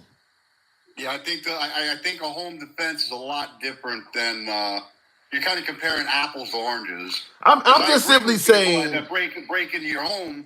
Yeah, I'm 100% for it. Well, they get the wireless hole puncher all day long. Wireless hole. I like the term, but even if you're out in public, Gen X, I don't care where. Let's say, for instance, you're out on the beach or something, and one of your rivals is out there, and you run into a public bathroom, and you grab the sink or whatever and put it up against the door, and that person is trying to smash and get in there. What do you think they're trying to do? I mean, they're trying to get into an area where you're clearly cowering and hiding from them. I mean, you just let them get in there? Tim, you will never get me to concede that murder was justified. It wasn't. Okay. It just wasn't, man. I think that you just have a soft side for the MAGA in this picture. I mean, because I think in many other situations you would have been favorable to some. I mean, this is clearly a clear cut case in my opinion. To fuck around and find out they're doing everything wrong, like literally everything wrong, and somebody lost their life in the process. This is literally a perfect case of play stupid games with stupid prizes. They're doing everything wrong here. Not one thing they're doing is right. And they end up losing their I life. agree with that. You'll get no argument from me there. Yeah. I think it was some dumb shit, man. I think it was some dumb, avoidable shit that should never happen again. I'm going to say, even if I had a relative that was there that day and did something what Ashley Babbitt did, I would not hold the police accountable for that. I mean, they were scared to death of you guys. I mean, they're obviously that cop that ended up taking her life. You got to assume if he had a radio on him, it featured all kinds of voices screaming for help, screaming for backup. The building is being overran. And now that crowd that has overran the building has come inside and found the area you are hiding in, and they're trying to break into that area as well. And So what do you suppose would have happened? And then this is clearly hypothetical. What do you think would have happened if instead of shooting blindly into a crowd and killing somebody, if he would have just discharged his weapon into the floor? You don't think that would have got folks' attention? You don't think that might not change the fucking the whole? It would have took the fucking edge right off that sword. I hear what you're saying, but I'm going to push back for the simple fact is I think in light of, because you favor the MAGA in this picture, you're asking cops to do things just like you said they should have ran. Now you're talking about shooting in the air. Cops aren't trained to do any of that shit. You're asking cops to do things that they're told never to use a gun as a deterrent like that. You don't shoot into the air. When have you ever heard a cop taught to do something like that? I mean, the fact is the people that got shot deserve to be shot, but you're coming up with ways of trying to get the cops to go around it. What if you want to say this event is preventable? It's preventable by they should not be there doing what they're doing. And I agree. That shit should have never happened. Yeah. That shit should have never fucking went down like that. Yeah, because you got folks on the right that are talking about it was a tour and they were let in. This situation here, that's not happening. There are other places in the building where cops are. In fact, when you look at the videos that Tucker Carlson showed that he got from McCarthy of people being let in, they weren't standing down, in my opinion, because they were overran. Because even in this video, you can clearly see the cops in this video are standing down, even though they're looking directly at violent people. These guys are clearly committing federal felonies right in their face, and they're standing down because they realize they're outnumbered. Look at the cops in the picture. He right in the middle of it.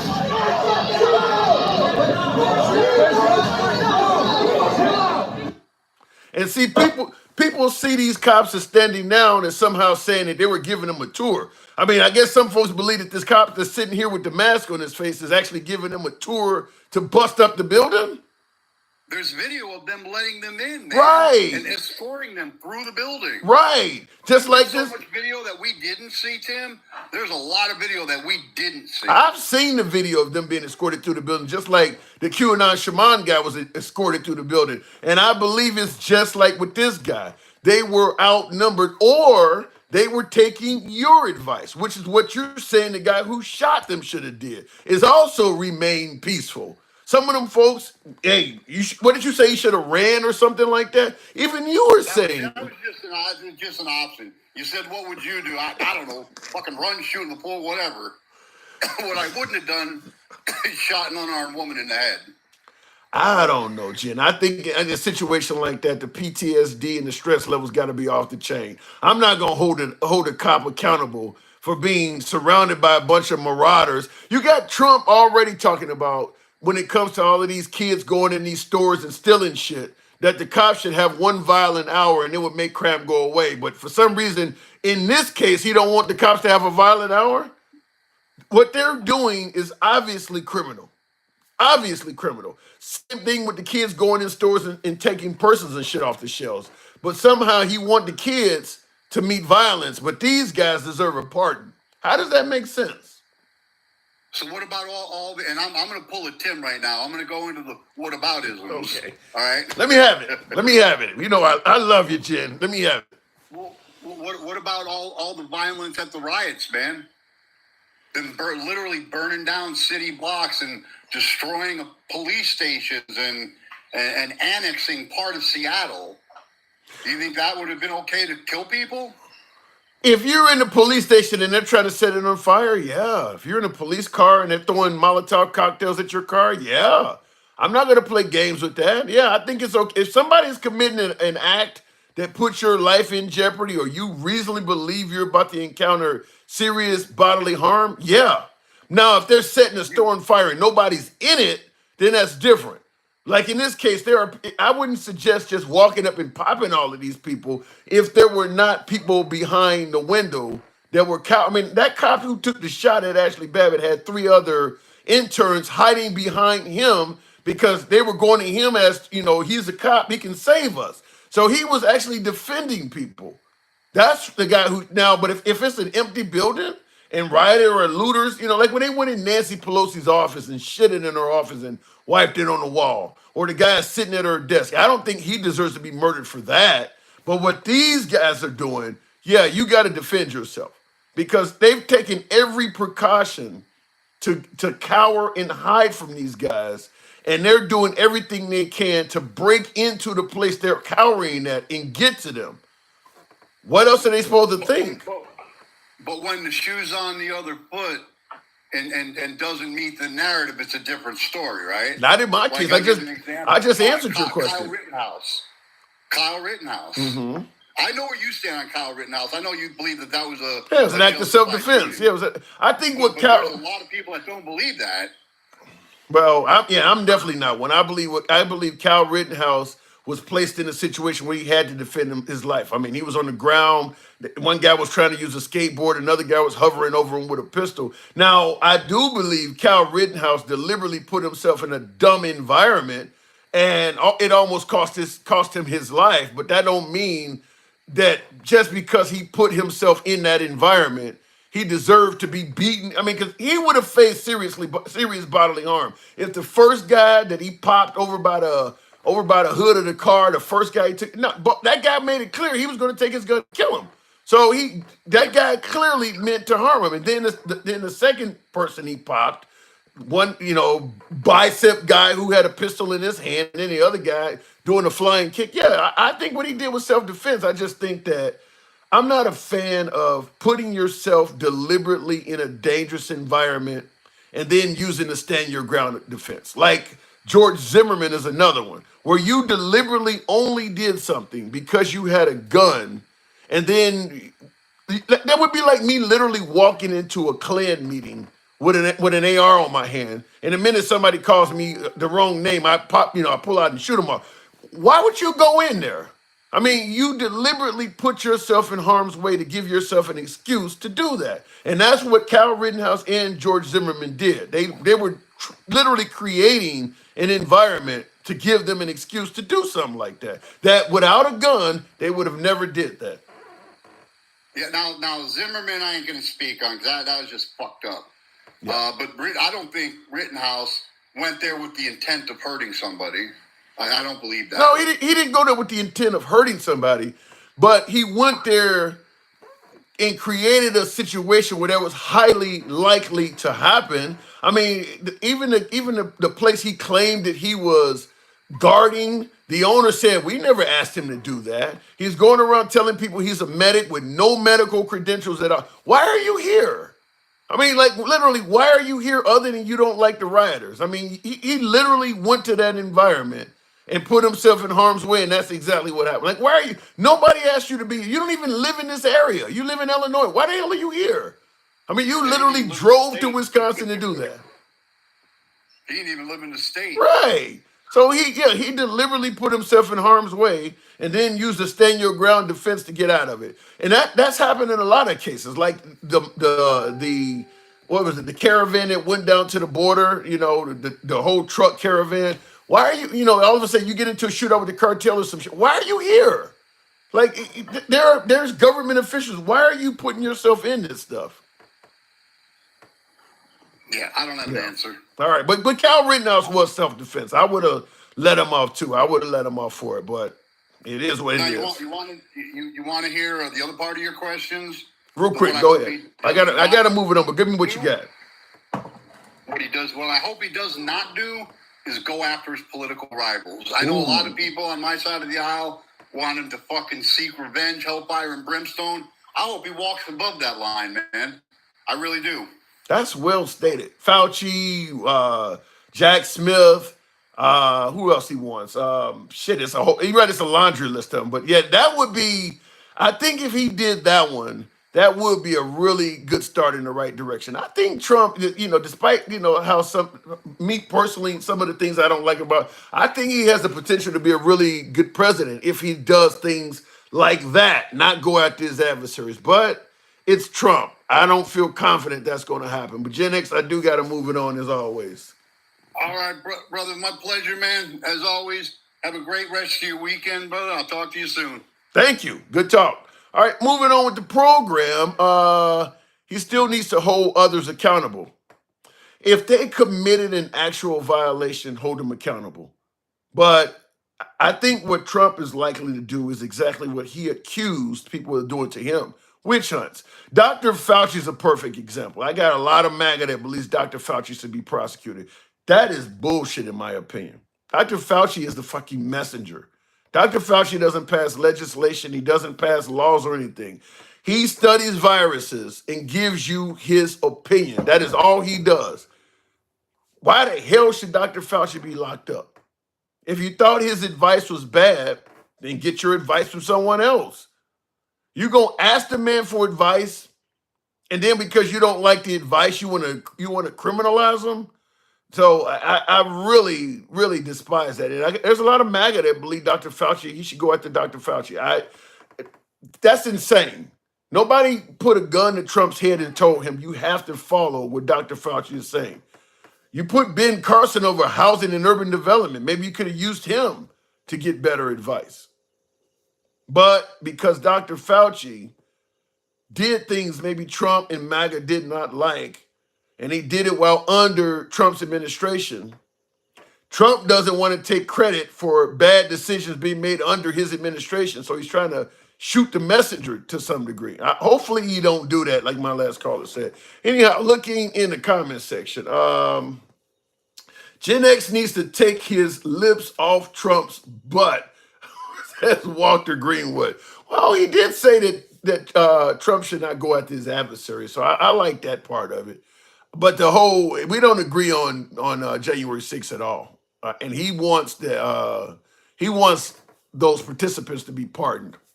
I don't favor that at all. I think that would be viewed as being, using the presidential pardon in a corrupt manner. Stick. Good evening. Good evening, Tim. Yeah, those boys that are proud, I don't understand why he's so ecstatic and want them to be pardoned. I think you kind of clicked it in his head that no matter what group they were a part of, they were wrong. Yeah.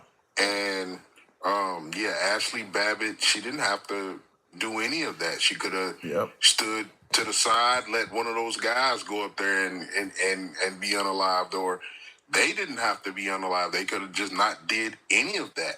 Yeah. And that's the problem that it seems like, because when you were arguing back and forth about the lie thing, you merely just gave him your opinion and or how you felt on the situation, but because it wasn't aligning with him, you were lying and or wrong. That happens. And I let the people speak, but that does happen. So I don't know. I'm hoping that Trump does not pardon them, but I think those folks are expecting a pardon because Trump did promise it. Man, it's just one of those slaps in the face. Again, if he gets sentenced and or they accept it, to say that he's is a 34-time convicted felon, whether he goes to jail or not. These people need to understand that this is reality. There's nothing that you can say to make it not true, to make it go away. He said certain things. Your mind state is always God bless America and no one else. This is you guys. It's this is just what it is. As much as you like to say it's not true, you just had one of your supporters come up here and say that he was part of those boys that are proud. I get some oath. I've had a couple of oath keepers on. Well, keepers of oath. How about that? I've had a couple of them on the show as well. Yeah. And then they say it's fear mongering, but then when the evidence is right there that they're more emboldened to come out and say who they are and how prejudiced they are and how bigoted they are and any other thing. I mean, I well, he didn't say the boys. He didn't say the boys of pride or prejudice or any of that. He didn't come out and say that. He didn't have to say it. They're saying it already. They've been known to say it. That's how we know who they are. That's how black folks can identify who does what. If we know if they got that crooked cross, they're Yahtzees. We know if they're speaking nothing but America first, that they're white nationalists. We know who we're talking to. We know who we're looking at, and we know what it sounds like. And I just hate that they put themselves in pretzels. I hate that they use word salad that doesn't have any calories. I can't get nothing from it. Like I'm just sick of. Well, because there's value to that. If you don't admit something, like for instance, there is a lot of minorities that voted for Trump. If folks who are intolerant, as you're suggesting, and I see in the comments, Roughneck said they are not prejudiced. But if you're in line with people, like when I went to a Trump rally, I've been to a couple of Trump rallies. If I'm standing in line with somebody who is openly admitting they're bigoted and prejudiced, it would make me think twice. Why am I standing in line next to somebody who's saying it? So the best way to get, if I was going to vote for Trump, the best way to get my vote would be to say that I'm not like that. I'm fine with you, brother. I consider you a human just like I am. The best way to get the vote would be to lie about it. They're not going to come out and tell you I don't like your kind if they need your vote. They're doing it, but they're doing it because again, since after the election and Trump has got elected, the racial things have been escalated. I mean, they just had some people in Ohio in mass walking around screaming and doing it's out there. It's more public. Again, you just had him on here saying he's one of the proud folks. So it's again, he wouldn't have said that. Like maybe he would have. I don't know. Yeah, I've known that for a while. And remember, I asked. I've known it for at least a year. He's told me that at least a year ago. That's why I said maybe I don't know. Maybe he's so proud that he would have said it. I don't know. To me, that's stupidity. But as just me, he has the right to vote for whoever he voted for. He has the right to think how he thinks. But what I don't like is, again, you call somebody a lie because of lack of evidence and or somebody said something. Well, if you would have been paying attention, it was a congressional hearing of ethics. So it was amongst Congress. Like basically, when Trump got impeached, he didn't go to the DOJ. He went next up and they pardoned him. Yeah. So with that being said, it's the same thing. The DOJ had nothing to do with it. It was ethics committee. It was a committee. And the only thing they can do is investigate it. Once they investigate it, they can pass it off to the DOJ. But in this case, it didn't happen because he bowed out. Once he bowed out, he's no more a congressman. They dropped it. That's why he left, so they could drop it, so nobody could look at it, so nobody could. Now you're talking about you're talking about Matt Gaetz, correct? Yeah, yes, I'm talking about Matt Gaetz. So it's obvious, it's there, and it's reality. And that's just what we have to deal with. When you don't run and say, oh, Matt Gaetz was this, and Matt, no, this is the reason, and they didn't find anything. Man, stop it, man. The reason why he gracefully bowed out, because he knew what was coming. Yeah. That's Period. my Just take on it. Yeah, that's my take on it as well. Yeah, that's period. I, Yeah, I he knew think what that was both. coming, I think that period. both. I think that both Trump and Matt Gaetz. I've said on the show many times. They're not fighting to prove their innocence. They're fighting to make their cases go away. So you won't even have anything to judge whether they're innocent or guilty on at all. The goal is to make it go away. So we don't. We know that Jack Smith and the DOJ and Fonnie Willis down in Georgia, they got cases against Trump. And they're not trying to prove that they're innocent. He's not trying to prove that he's innocent and stuff. He's trying to make it so you never know what they were going to present. Yeah, he at the end of the day, he was another stool pigeon slash pawn slash whatever you want to call him that Trump could have used. He would have been the top cop in the nation, number one. He could have squashed out any federal case that he wanted to. Wow. Nah, we're not going to focus on that anymore. I'm going to pull funding for this. Yeah. He's already talking about firing Jack Smith as soon as he gets in office, and I'm talking about Trump now. But then on top of that, you got a flunky that'll do anything that you want to do. Plus, you have a Supreme Court that is willing to play ball. Plus, you have the House. Plus, you have the Senate. Right now, if y'all think, and I'm talking about MAGA, if y'all think that these things that Trump keeps saying that he wants to do, whether it be a dictator for a day or whether it be mass deportation, he has all the chips in order. Oh yeah, I said that before. Majority. Go ahead. Oh yeah, he has the majority of the people that where we stand right now are the majority, which is white folks. That whether you want to say some of them are stupid, some of them are rich, so they are all in one accord together right now, and they have everything that they need right now. Everything. So what do you think Trump's trying to do? He's trying to be not a dictator for a day, but I mean it's just little slights. Hey, I'll just be a dictator for a day. Let me see what the reaction are for that. Some people are coming around saying, hey, I don't mind him being a dictator. As long as he gets this right and this right and that right. And he likes hearing that. He likes hearing that he can say something in a joking way, but then there's somebody out there that don't mind whatever joke he said for it to happen. Whether it's give cops immunity, whether it's I'll be a dictator for a day like we just said, whether it's what's another one? Well, I mean, you stop and frisk with the number, but mass deportation. Yeah, the stop and frisk, mass deportation, like anything that he says, if he throws it out there, and one or two people he hears, yeah. Oh, he's gonna run with that. And I see in the comments, Twin Mom talked about the purge, giving cops the ability to be violent. I hope some of that stuff is a joke, because some of that stuff is frightening. I mean, you're talking about letting the cops be violent for an hour. I don't know where, that is frightening. But I think that he told you he told you, he had already told you too. You remember when you could, rough them up, Yeah. Remember when you So again, he likes it.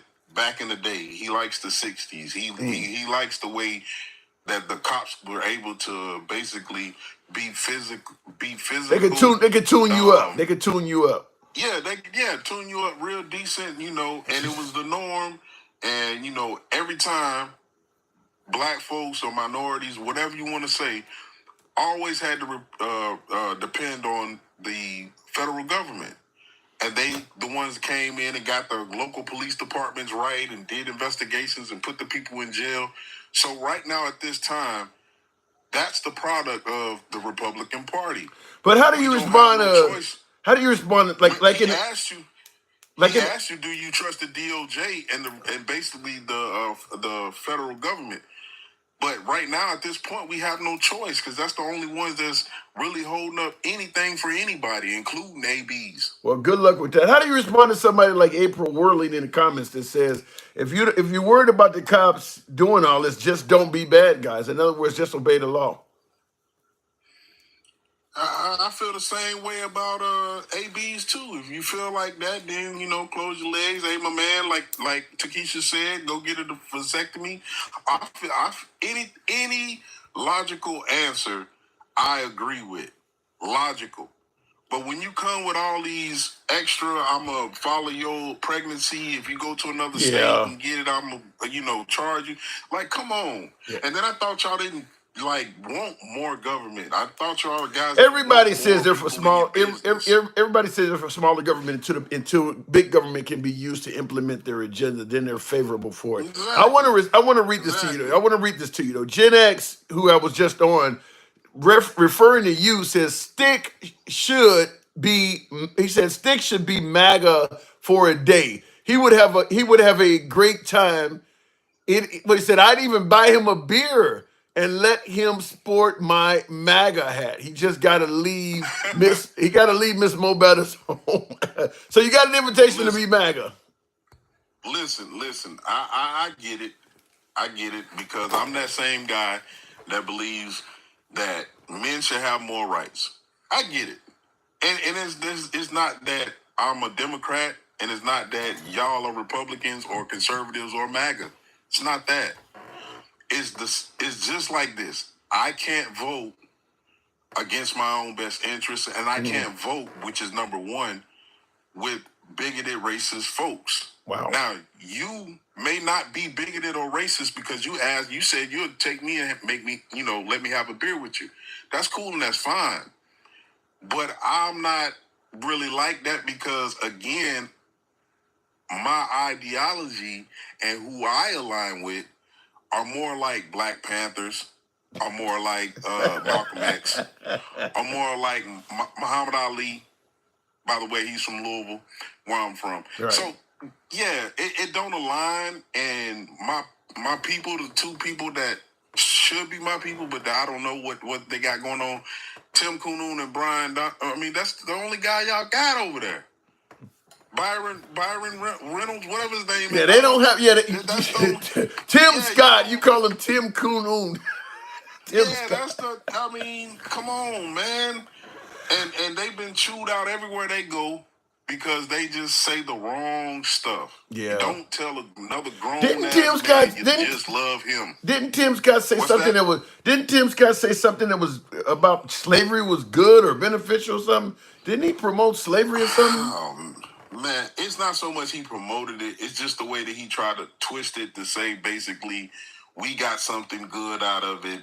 We learned trades and different stuff like that. Then you got Byron Donalds saying that the black folks did better under Jim Crow. Yeah. And no, we didn't do better under Jim Crow. We did better on not messing with those people.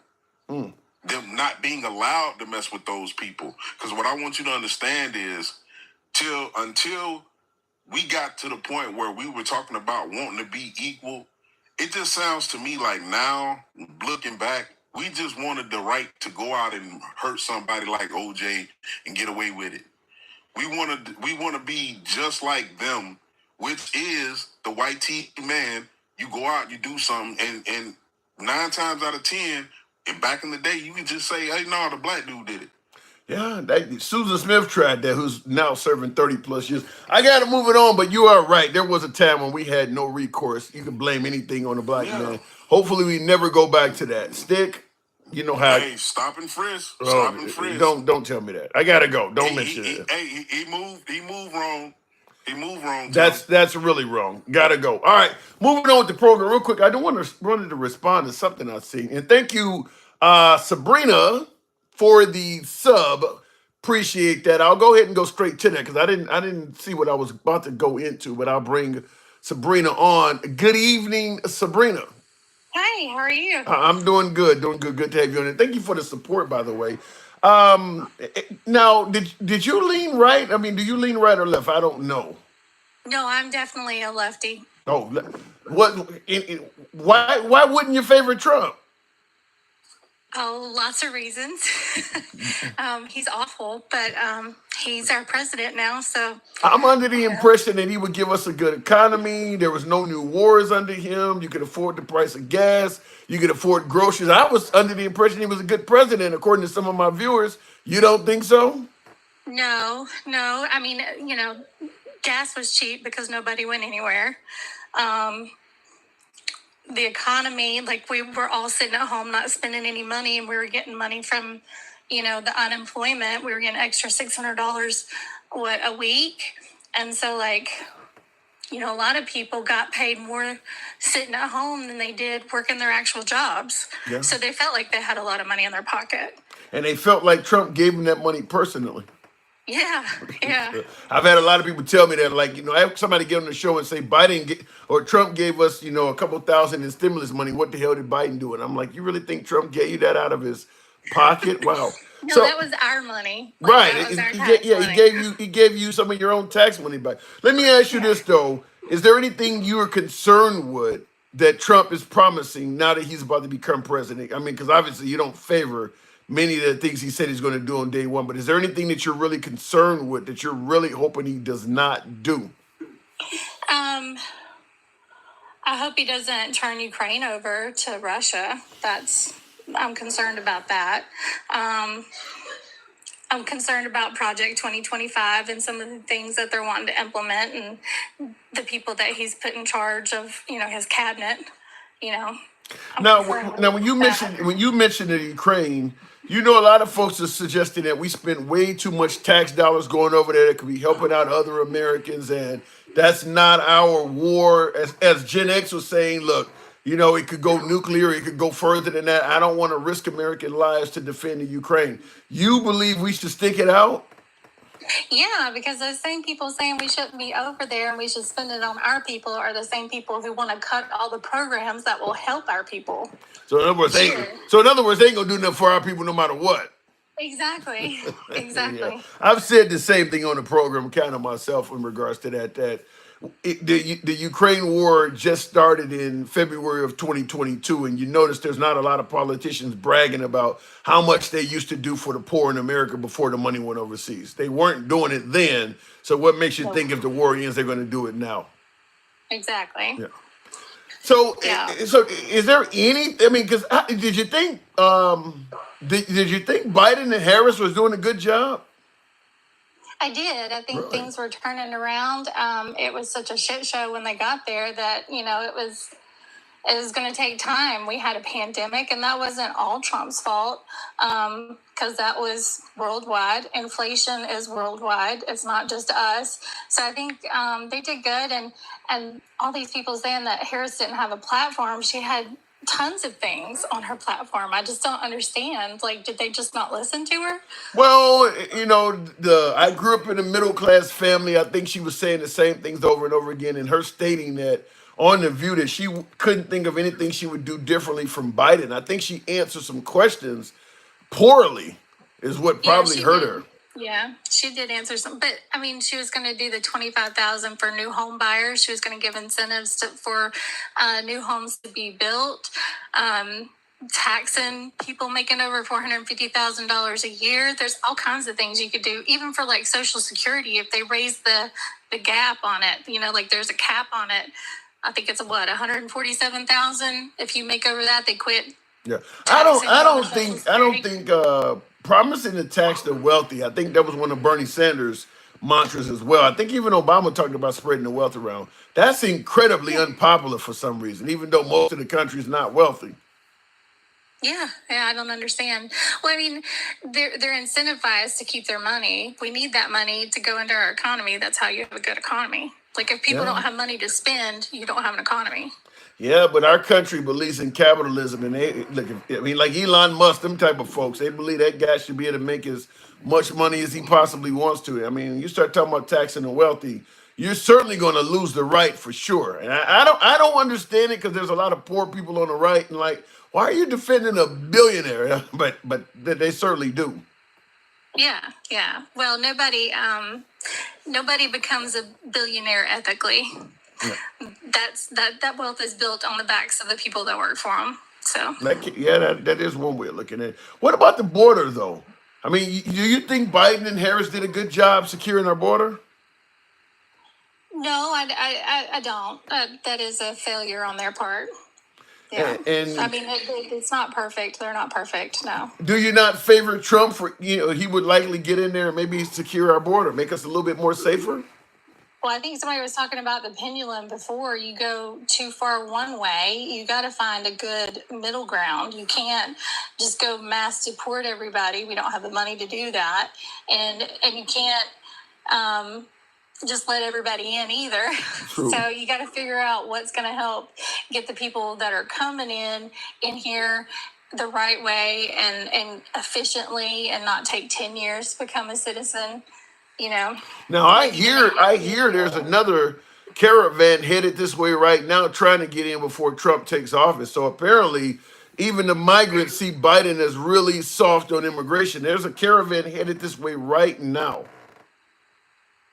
Yeah, but I mean, like, I don't know what Trump's going to do. We'll have to see. Like, what's he going to do? We're going to start shooting people when they start coming over? Well, I don't know. I don't know about shooting people, but I do believe they're going to show up to the border with guns. They may not shoot them, but they probably are going to threaten them. Now, in the comments, Terrence is saying that you probably support giving illegals transgender surgery and all of this stuff. She probably is in favor of illegals receiving trans surgery. I mean, like, that's so stupid. I mean, they don't get all the benefits that everybody says that they do. I mean, I've looked it up before. I don't have it all written down, but it's very minimal, and nobody's getting transgender surgeries over here. You got to pay for that. Just like saying ABs are used as birth control. Like, it's expensive and it's painful. Yeah. So, like, no women are out there just, You don't think so? Now, anyway, in regards to what you said about AB, you don't think no women are using that as birth control? I mean, if your birth control fails, that's why you would seek out an AB. No, I mean, like, say for instance, you slipped up, you had unprotected sex, and you got knocked up by a guy you don't care nothing about, or maybe a guy you met at the club and brought home that night, and you don't even know where he's at anymore. You don't see where some women would just want to get rid of it because, like, this isn't the way I wanted to be a mom. I don't know if my caller dropped. We'll give her a second to come back through her. Oh, sorry. Okay. 100% of pregnancies are caused by men. So that's all I got to say about that. 100% of pregnancies. I agree with that, but you don't see where women are using it potentially for birth control. Well, I mean, I have had 4 children, and one of them didn't make it, so it was a spontaneous AB. And 2 of those were, I was on birth control, and they weren't planned. So, like, it happens more often than you think. Women are doing things to protect themselves, and they get pregnant because it's not 100%. Right, but I'm talking about where a woman just had sex without using anything. Yeah, but how are you going to know that? Like, are you going to ask everybody, oh, we can't get, what I No, mean? they're not going to admit it either. I mean, nobody's going to admit, I just got rid of it because I didn't want it. The women aren't going to admit that. Yeah, but I think women are a lot more responsible than, I'm sure that happens, but there's no way to measure that. There's no way to track that kind of information. So, like, most of the women I know are on birth control anyway for hormonal reasons to regulate their periods. Yeah. I'm not a man. I'm not a woman. Jesus Christ. Oh my God, I can't believe. I'm sure somebody in the comments is going to run. Somebody in the comments is going to run away with that. But I'm not a woman. So at the end of the day, regardless of how I feel, and I'm pro-choice, by the way, but I don't believe I should ever say so in it at all. I mean, I've seen women. When my own daughter was in my ex-wife's belly, I see what it does to the body, the stretch marks, all that. I don't think any man should tell a woman you got to go through all of that shit. I mean, not to mention some women don't even make it out of childbirth. Even with our technology nowadays, you still can lose your life in childbirth. I mean, Oh, things can still happen. 100%. My daughter had to take the misoprostone or whatever for a miscarriage. So I like even wanting to ban that, and she took that and still had to have a DNC. So like in some states, would she have gotten the care that she needed? Yeah. Um, Yeah, I don't, and that's what I'm saying. As a man that's not going through that stuff, I don't believe it's my job to tell her you got to go through that. Because next, I mean, I've always used the example of, let's say you got a woman that's 2 or 3 months along, and she says, "Well, I'm not ready to be a parent, but since the law requires, the law prevents me from terminating the life of this baby.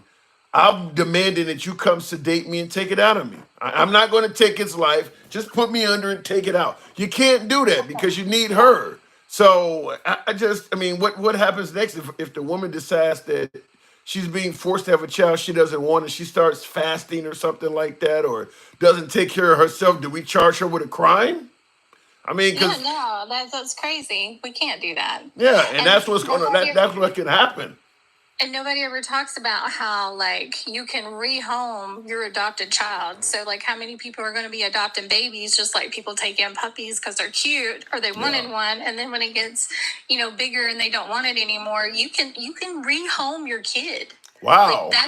that's a whole thing. People never talk about that. They talk about the foster care system. It's kids that have been taken away from their parents, but it's also kids that have been just turned back into the state because the parents don't want them Yeah. anymore, and they have to find them other homes.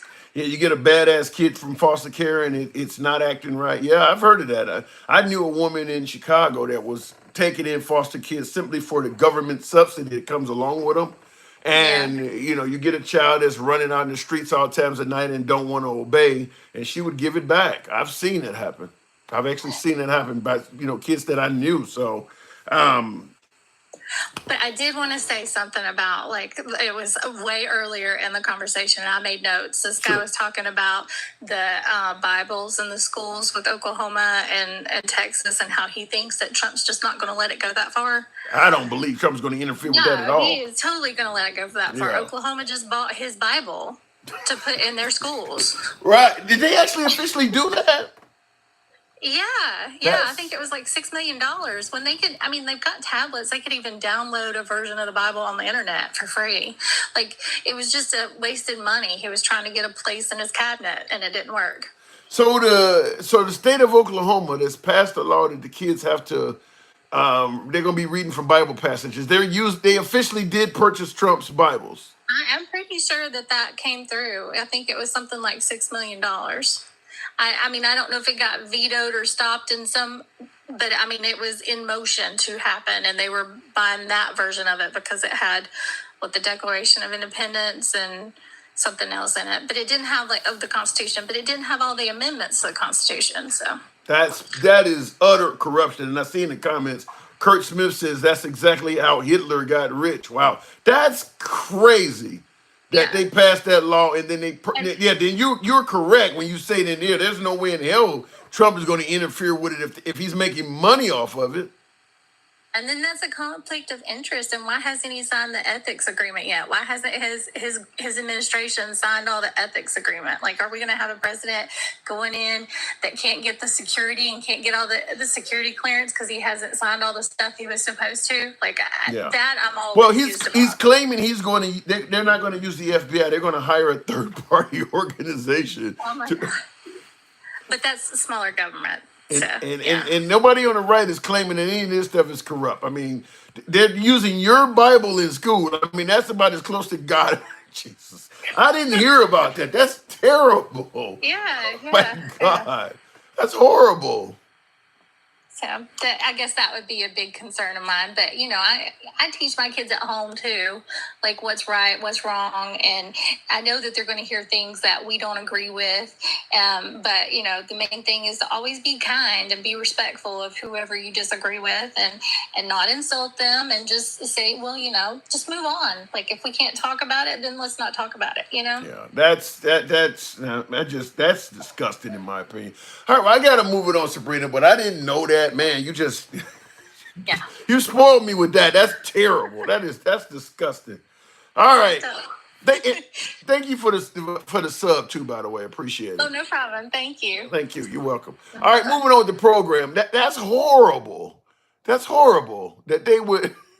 I mean, like I said, first of all, simply requiring the kids partake in Christianity in schools by force, really, that's worse enough. But then the use the man, that's bad.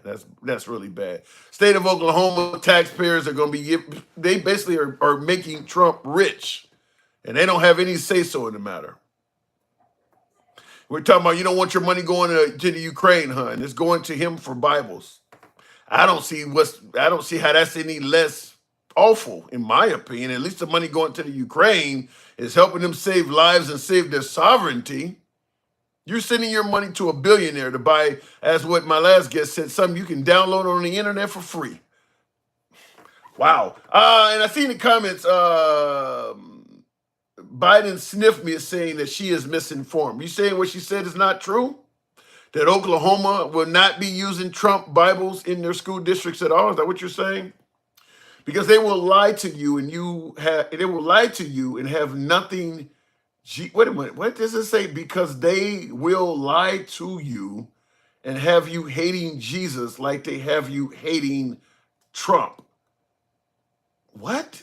That they got what the hell does they got? And by the way, in regards to the notion that people hate Trump, that is based on something. I mean, I look, at the end of the day, I'm not a fan of hating on any politician, but I mean, the guy started his whole political career out by promising to literally be an office snitch. I mean, he promised that if you elect him president, he was going to come in and drain the swamp and name names. I mean, imagine going to a corporation and telling the owner of the corporation, if you hire me and make me a manager, I'll come in here and help you drain the swamp. I'll help you get rid of your lazy employees. I'll name names and help you get rid of them. You don't think everybody in there's going to hate you? I mean, that's what he promised, to be an office snitch. That's what Trump ran on. So when you say, well, people hate him, I mean, that's kind of par for the course, is that you're running a campaign on getting everybody fired. I mean, he's going to fire 3-letter organizations and all of that. I mean, what did you expect everybody to stand up and applause? Stand up and applaud him doing that? I mean, you're going to cost people jobs, and you're promising to go after people criminally. I mean, everything he's talking about is going to create some hatred. It would do that for anybody. Andriana Jones says corruption. Well, to me, selling Bibles to schools is corrupt to me. That sounds like corruption too. Elon is the welfare king, not a genius. I think Elon is a genius. I think he's a genius.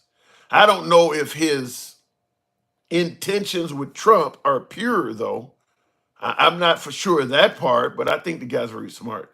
I don't like Donald J. Trump for several reasons, says, I can't even pronounce the name there, Corsi, or whatever it says. The swamp needs drained. April, one guy is not going to drain the swamp. Let me just make that clear. Even if he had 8 years, one guy who needs several of those swamp creatures to impose his agenda on America. You need Republican members of Congress, Republican members of the Senate to help you do what you want to do. And at the same time, you're calling them swamp creatures. That's not, you're not going to get what you want. And I see in the comments, Alan says, aren't they $60 each for Trump's Bibles? Yeah, but I doubt if the state of Oklahoma paid. They probably got them in bulk or something like that. I mean, but at the end of it, somebody said, what did the lady say?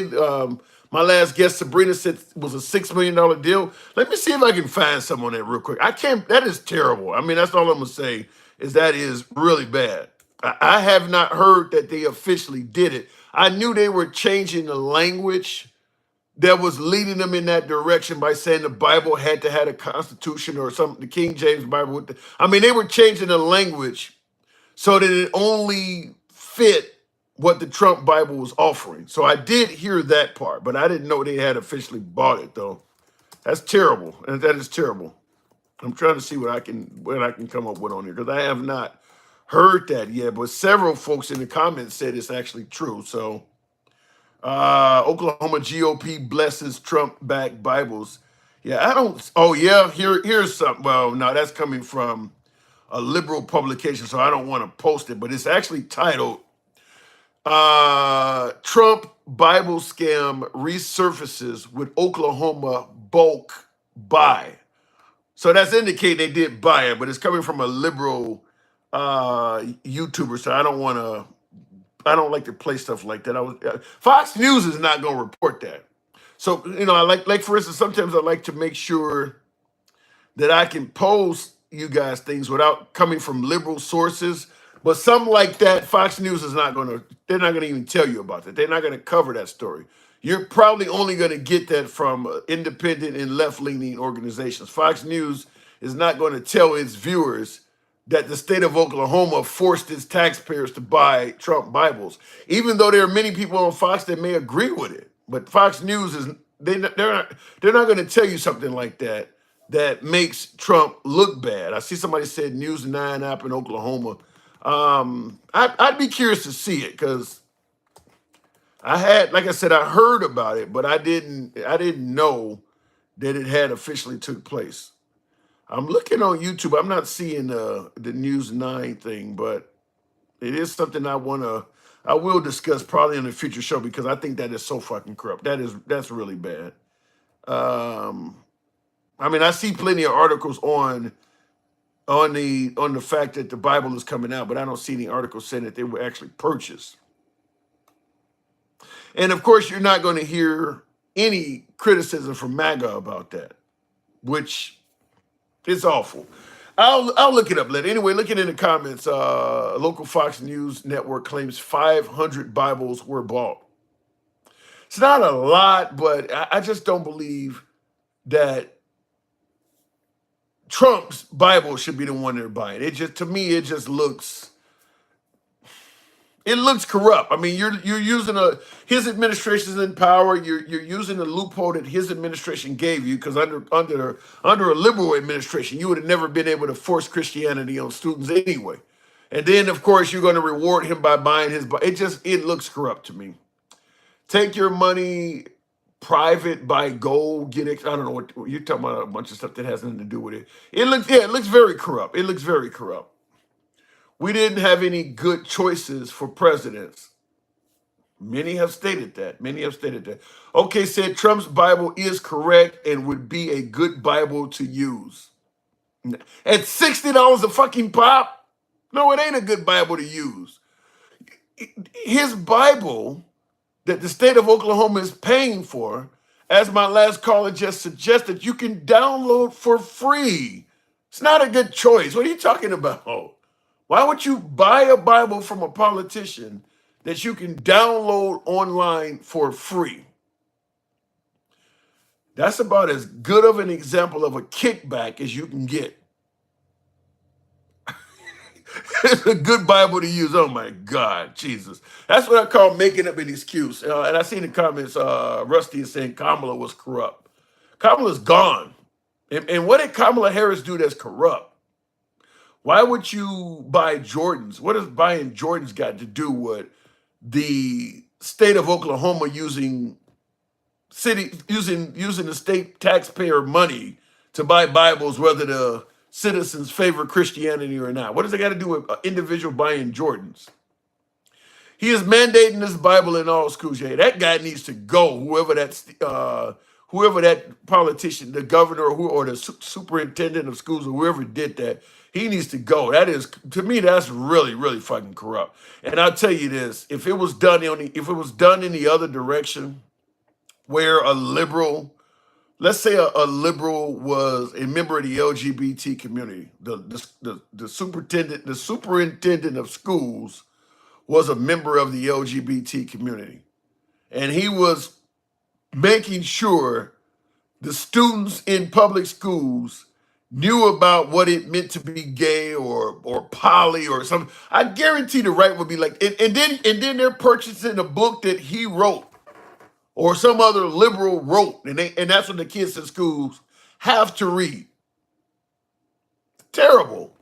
But when it's happening in favor of the right, they're going to be quiet about that. Or a superintendent of schools was a Muslim. And he was passing laws that required the children learn and know what the Quran is all about. I guarantee they wouldn't favor that. You would have a serious uproar at school board meetings. But with this, they're totally okay with it. Anyhow, folks, this is horribly corrupt, but I do appreciate the 91,000 on the like side. Thank you folks that are tapping the screen. I do appreciate any of you folks that will subscribe and follow the program. We always have uncensored dialogue. Despite the rhetoric on the program sometimes, we are MAGA friendly. We've always been MAGA friendly. We always will be. MAGA continues to be our preferred guest. We get plenty of MAGA on. But nevertheless, I'm going to be critical where I think criticism is due. And this Trump Bible being forced on kids in school that Trump is profiting from, it is as wrong as the days are long. I don't know what good it would be for the liberals to run with it at this point because they lost and the election is over with. But to prevent shit like this from happening in the future, I think MAGA should be the one speaking up. MAGA, I mean, this guy is making money off of this. MAGA should be, but because they're not, some liberal comes along in the future, in my opinion, you can't say shit. Nothing you can say. If a liberal comes along in the future and he tries to force some book or something he wrote on the kids, ain't a damn thing you can say because you turned a blind eye to this. I think MAGA is the one that should be speaking up on this. But like I said, they're not going to do it. Gibby says it is against the Constitution, and they're not going to say a damn thing about it. Whether it's against, notice, you don't hear them saying nothing about it now. I agree with you. Do not make money off God's word. And the whole thing is terrible. The whole thing is terrible. Kind of makes me wonder if Trump didn't know what Oklahoma had in store when he came out with the Bible. Maybe somebody came and told him, if you would create a Bible, I can guarantee, a few $1 million of Oklahoma's money if you are okay with us making sure they read the good book. Quid pro quo of sorts. MAGA should be saying something about this. This to me is like the definition of a kickback.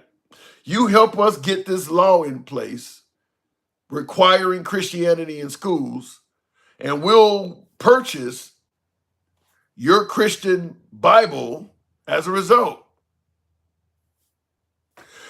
Wow. Anyhow, like I said, I do appreciate the 92,000. You know what I got to do around this time. Follow the program on TikTok Monday through Friday. I will see you folks here tomorrow. It is your boy, Tim, the handsome liberal. I got to go. Sad state of affairs. Looking at the comments real quick. Goddamn, I quit watching you like 3 hours ago and come back. You still going. Respect. Thank you, Ray. Or is that Roy? Thank you, Roy. Well, I've come to an end. Catch you tomorrow. And thank you for my YouTube horizontal also, by the way. A few of you folks that were tuned on. They bought them from Lee Greenwood. Trump endorsed his Bibles. Then I need to see that. Like I said, I don't believe no Bible should be in schools at all. It should be 100% optional. Should not be part of any lesson. There should be a few copies of the Bible in the library. And if kids want to go to the library and check one out, that should be the end of that. Unless you got a religious school or a specific class that teaches religion. That should be the end of that. It should not be any situation at all whatsoever where a child is required to read the Bible in any way, fashion, or form if they don't want to. It should not be part of the curriculum. It should not be part of the lesson or any of that. Sounds like Oklahoma did just the opposite. It's your boy, Tim, the handsome liberal. I got